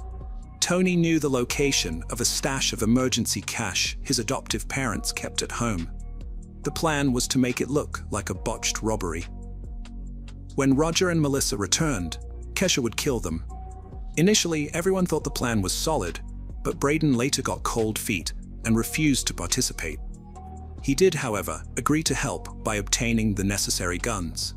As an alternative, he suggested his friend Andrew, a former high school acquaintance, who could drive Kesha to the residence and play a supporting role in the crime. Braden obtained 2 pistols from other criminals as promised. It's worth noting that there was never any plan to share the money with Andrew, who was hired to drive and provide backup for Kesha during the robbery in exchange for $11,000. Kesha would ultimately be the one carrying out the heist. In early November 2013, Kesha shared a photo on social media of herself with Tony, accompanied by a caption that read, "A bond that cannot be broken." Then, on Friday, November 15th, Tony's prediction came true. His adoptive parents agreed to meet with him, just as he had foreseen. The encounter took place peacefully.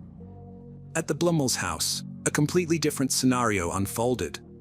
Following Roger and Melissa's departure for the meeting, Kesha and Andrew snuck in, broke into the garage, and started searching through the house. They seized the chance to steal some small valuable items and the cash the couple kept on hand for emergencies. With the first part of their plan accomplished, Kesha and Andrew concealed themselves near the secluded residence, lying in wait for their victims to return. Tony called, saying his meeting ended and he was dropped off at the hotel. The wait was short. As the Blummel vehicle stopped, two attackers emerged. Kesha stood by Melissa's side. Andrew aimed at Roger. Melissa, still shocked, recognized the mother of the adopted children. She barely said, "Oh my God, Kesha," before a shot to the head made her collapse. Roger, frantic, tried to help his wife. Kesha approached, gun aimed at him, but it jammed. She tried again. Roger frozen in shock beside his wife's body. The gun finally fired, and he collapsed next to her. After the fatal plan was executed, Kesha and Andrew hastily departed in the vehicle they had arrived in. The Blummel spouses remained at the scene until approximately 9:15 p.m. when Chris returned from his meeting to find the devastating scene. He quickly called 911, reporting that he had just arrived home to find his parents semi-conscious inside their van. He described Roger as coughing and Melissa as nodding her head up and down, both with visible gunshot wounds to their heads. The dispatcher instructed him to attempt resuscitation efforts while emergency services arrived shortly thereafter to take control of the situation. Miraculously, the Blummel was still alive, their lives clinging to a fragile thread, and were swiftly rushed to a hospital. Meanwhile, back at the hotel where they were staying, Kesha appeared to suffer a panic attack, declaring that she urgently needed to take an illicit substance, which she proceeded to do, joined by the other boys. Also, at that moment, Kesha handed over the used gun and a wallet containing stolen cash and micas to be discarded in a nearby stream. Andrew disposed of the evidence in a nearby park's pond. The next day, Tony used the proceeds to start dealing marijuana, earning his first $100 profit. Tragically, on the same day, Melissa lost her battle with illness and passed away at the age of 53. Tony visited his father in the hospital, unaware that he had been previously removed from the Blummel's will and insurance policies. As it turned out, the two heinous crimes had been committed for nothing. In the days that followed, it emerged that Andrew had not received payment and was even unaware that Kesha had stolen cash from the Blummel family's home. Eventually, fate caught up with them. During the initial inspection of the Blummel residence, the police observed that the garage door had been forced open, and upon entering the house, they found everything in disarray, with items scattered haphazardly. It was confirmed that money, jewelry, and other valuables had been stolen. The authorities considered the possibility that the attack on the couple had been a consequence of their arrival, while the thieves were still inside. However, since the fatal assault had occurred prior to the couple's entry into the home, this initial hypothesis was soon dismissed.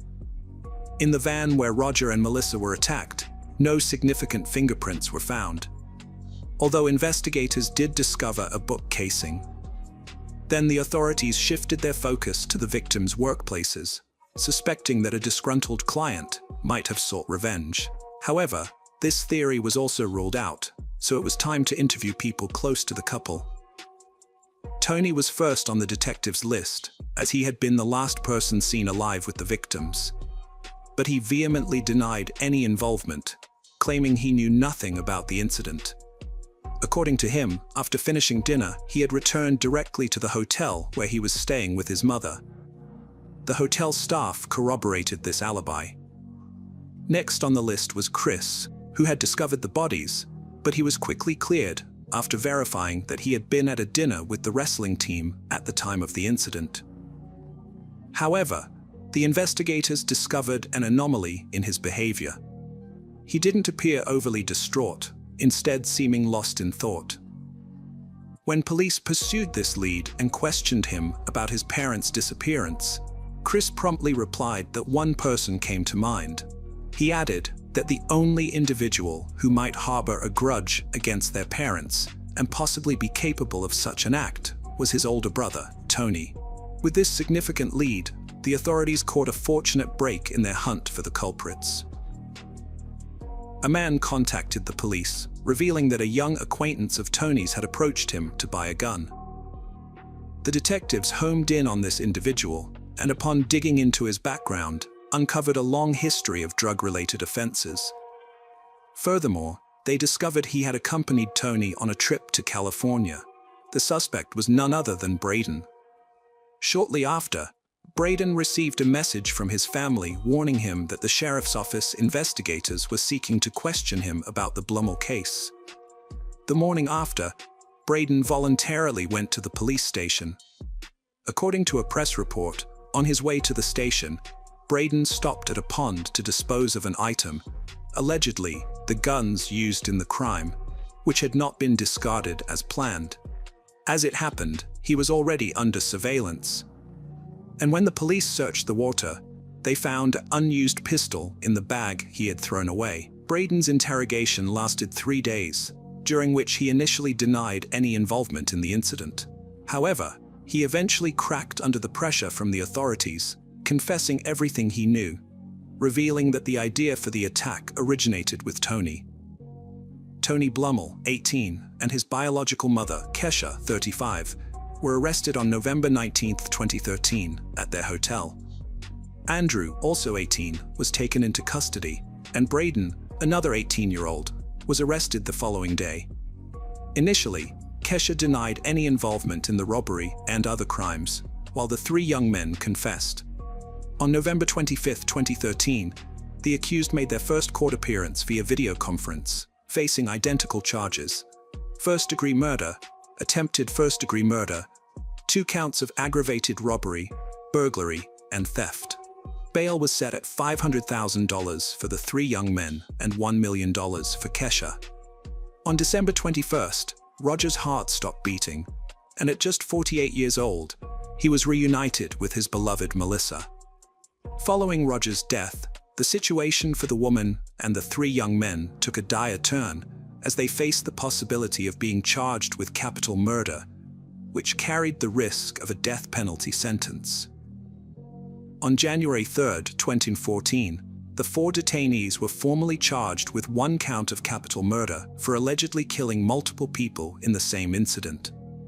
Kesha also faced additional charges: 2 counts of aggravated robbery, 1 count of burglary, and 1 count of theft.